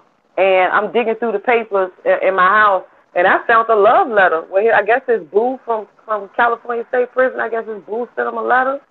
Well, why would he be at your house? He was living with you? Yeah, I had him here. You gotta call me on it. We were RBG. We were pro-black Marcus Garvey. Sis. Wow. Y'all took it to another level. No, I need to. What? Damn. You gotta talk. I'm RBG, but ain't no. I need to hear this story. We'll talk. We'll talk more after the show, so ladies, don't hang up when I end my God. Oh, but let me just say, Lucy, I'm a twin mom too. You have a identical or fraternal twins? I just want to know. Oh no, my sons, they're fraternal twins. Okay, I have fraternal twins too. That's so cool. So anyway, that's all I wanted to say with that. I'm an identical. You're an identical twin? Who? Which one? Who said that? Alicia. Oh, that's so cool. You got your instant best friend. Uh-oh. That's cool, baby. I'm hoping it'll skip and maybe I'll have some grand twins. I know. I hope I had some twin grandchildren too. I want more. Well, the ability to have twins runs dominant in the African American gene. Yeah, it does. Yeah, I heard in Nigeria too. That's what they say. Oh, really? Nigeria, yeah, they say Nigerians have like the highest twin count or something like that. Yeah. Yeah, that's that. Oh, I never knew that. What they caramel when they screaming? Oh, okay. It's not only Nigerian men. So what you say about Nigeria? They carried in, they seeming. Nope. Oh Lord. I almost had twins once. For real? Yeah, I almost had twins once. Oh my goodness. Yeah. It don't say all, because I mean sometimes I beat myself up for being a horrible person, but I had already had my daughter. And I had been friends even throughout my military career with this guy, and we started out as friends. So with the span of the friendship, and by the time I got out the military and continued a relationship with him, it just I thought that we were better than what we were, and we weren't. And I ended up getting pregnant by him, and I was already a single mom with my daughter. So it was like really a hard decision. And at the time I was going to school for my bachelor's degree in interior design. And I got pregnant by him, and he decided that an abortion was necessary, I guess to save his face or whatever. But at the time that I was pregnant, I did not know that I had twins. And I guess when you go get an abortion, they have to tell you, because a lot of people change their mind. And what's crazy is that I had always hoped that my first child would be a twin, so that I could stop having kids after that. Because in my family, we're very fertile. So I just the day that I had the abortion, and they told me that I was pregnant with twins, I really did not want to do it any longer. I already was feeling crappy about having to make that decision at my age at that point, because I was 29 years old, and I grew up with a lot of girls where in high school where abortion was the form of birth control. So it was kind of disgusting to me, and it was something that I thought lowly of. And for me to be in an abortion clinic with the guy that at this point in my life, I can say, I guess I thought I loved. Just because of the longevity that we had with each other, I thought that we were better than that. And what pissed me off is that the guy, he was a lawyer. And so it wasn't that you couldn't afford to take care of a kid. It wasn't none of that, but I had to make the decision because I'm in school trying to get my bachelor's degree. I'm already a single mom raising my daughter by myself. And financially, I was struggling, and I've struggled since I've been out of the military. I struggled a lot financially, so I couldn't see myself bringing 2 more children into those circumstances. I was already suffering from the circumstances just with 1 child. So I had made that decision, and to this day, around that time of year, I find myself, I do find myself getting sad, and it took me a long time to figure out what it was about, but it does go back to that. But yeah, I beat myself up about that one real bad. I'm sorry to hear that. Yeah, I'm sorry, sis. No, don't be sorry. It is a life decision that, sometimes I guess certain people have to make or whatever. And I used to feel like it was something I should be ashamed of. I'm not necessarily ashamed of it. It's just that I never saw myself in that position, and I often find myself feeling bad about it. Like I hate that I had to make that decision, and I wish things would, Because we're human. I know you said not to feel sorry, but I wish you didn't have to feel that way or had to make those choices. No one wants to be put in that situation where we had to make those type of choices, especially as a woman. You know what I mean? Especially as a woman. Yeah, that's not the ideal situation you ever want to end up in, as a woman, especially pregnant and everything now. Definitely. But we can Well, what I was going to say is like the topic of the show was, can we live in peace? And me and Adjoa went into quite a few detail and everyone added their 2 cents. But if you want to add some more to it, is thinking in terms of what we were talking about, whether it be the conscious community, Black men and Black women, we've covered that before too, or just kind of like just the different factions of Black groups of Black people that seem to be so divided. Do you guys think it could ever happen on the continent or here in the U.S.? Like, what's your thoughts on that?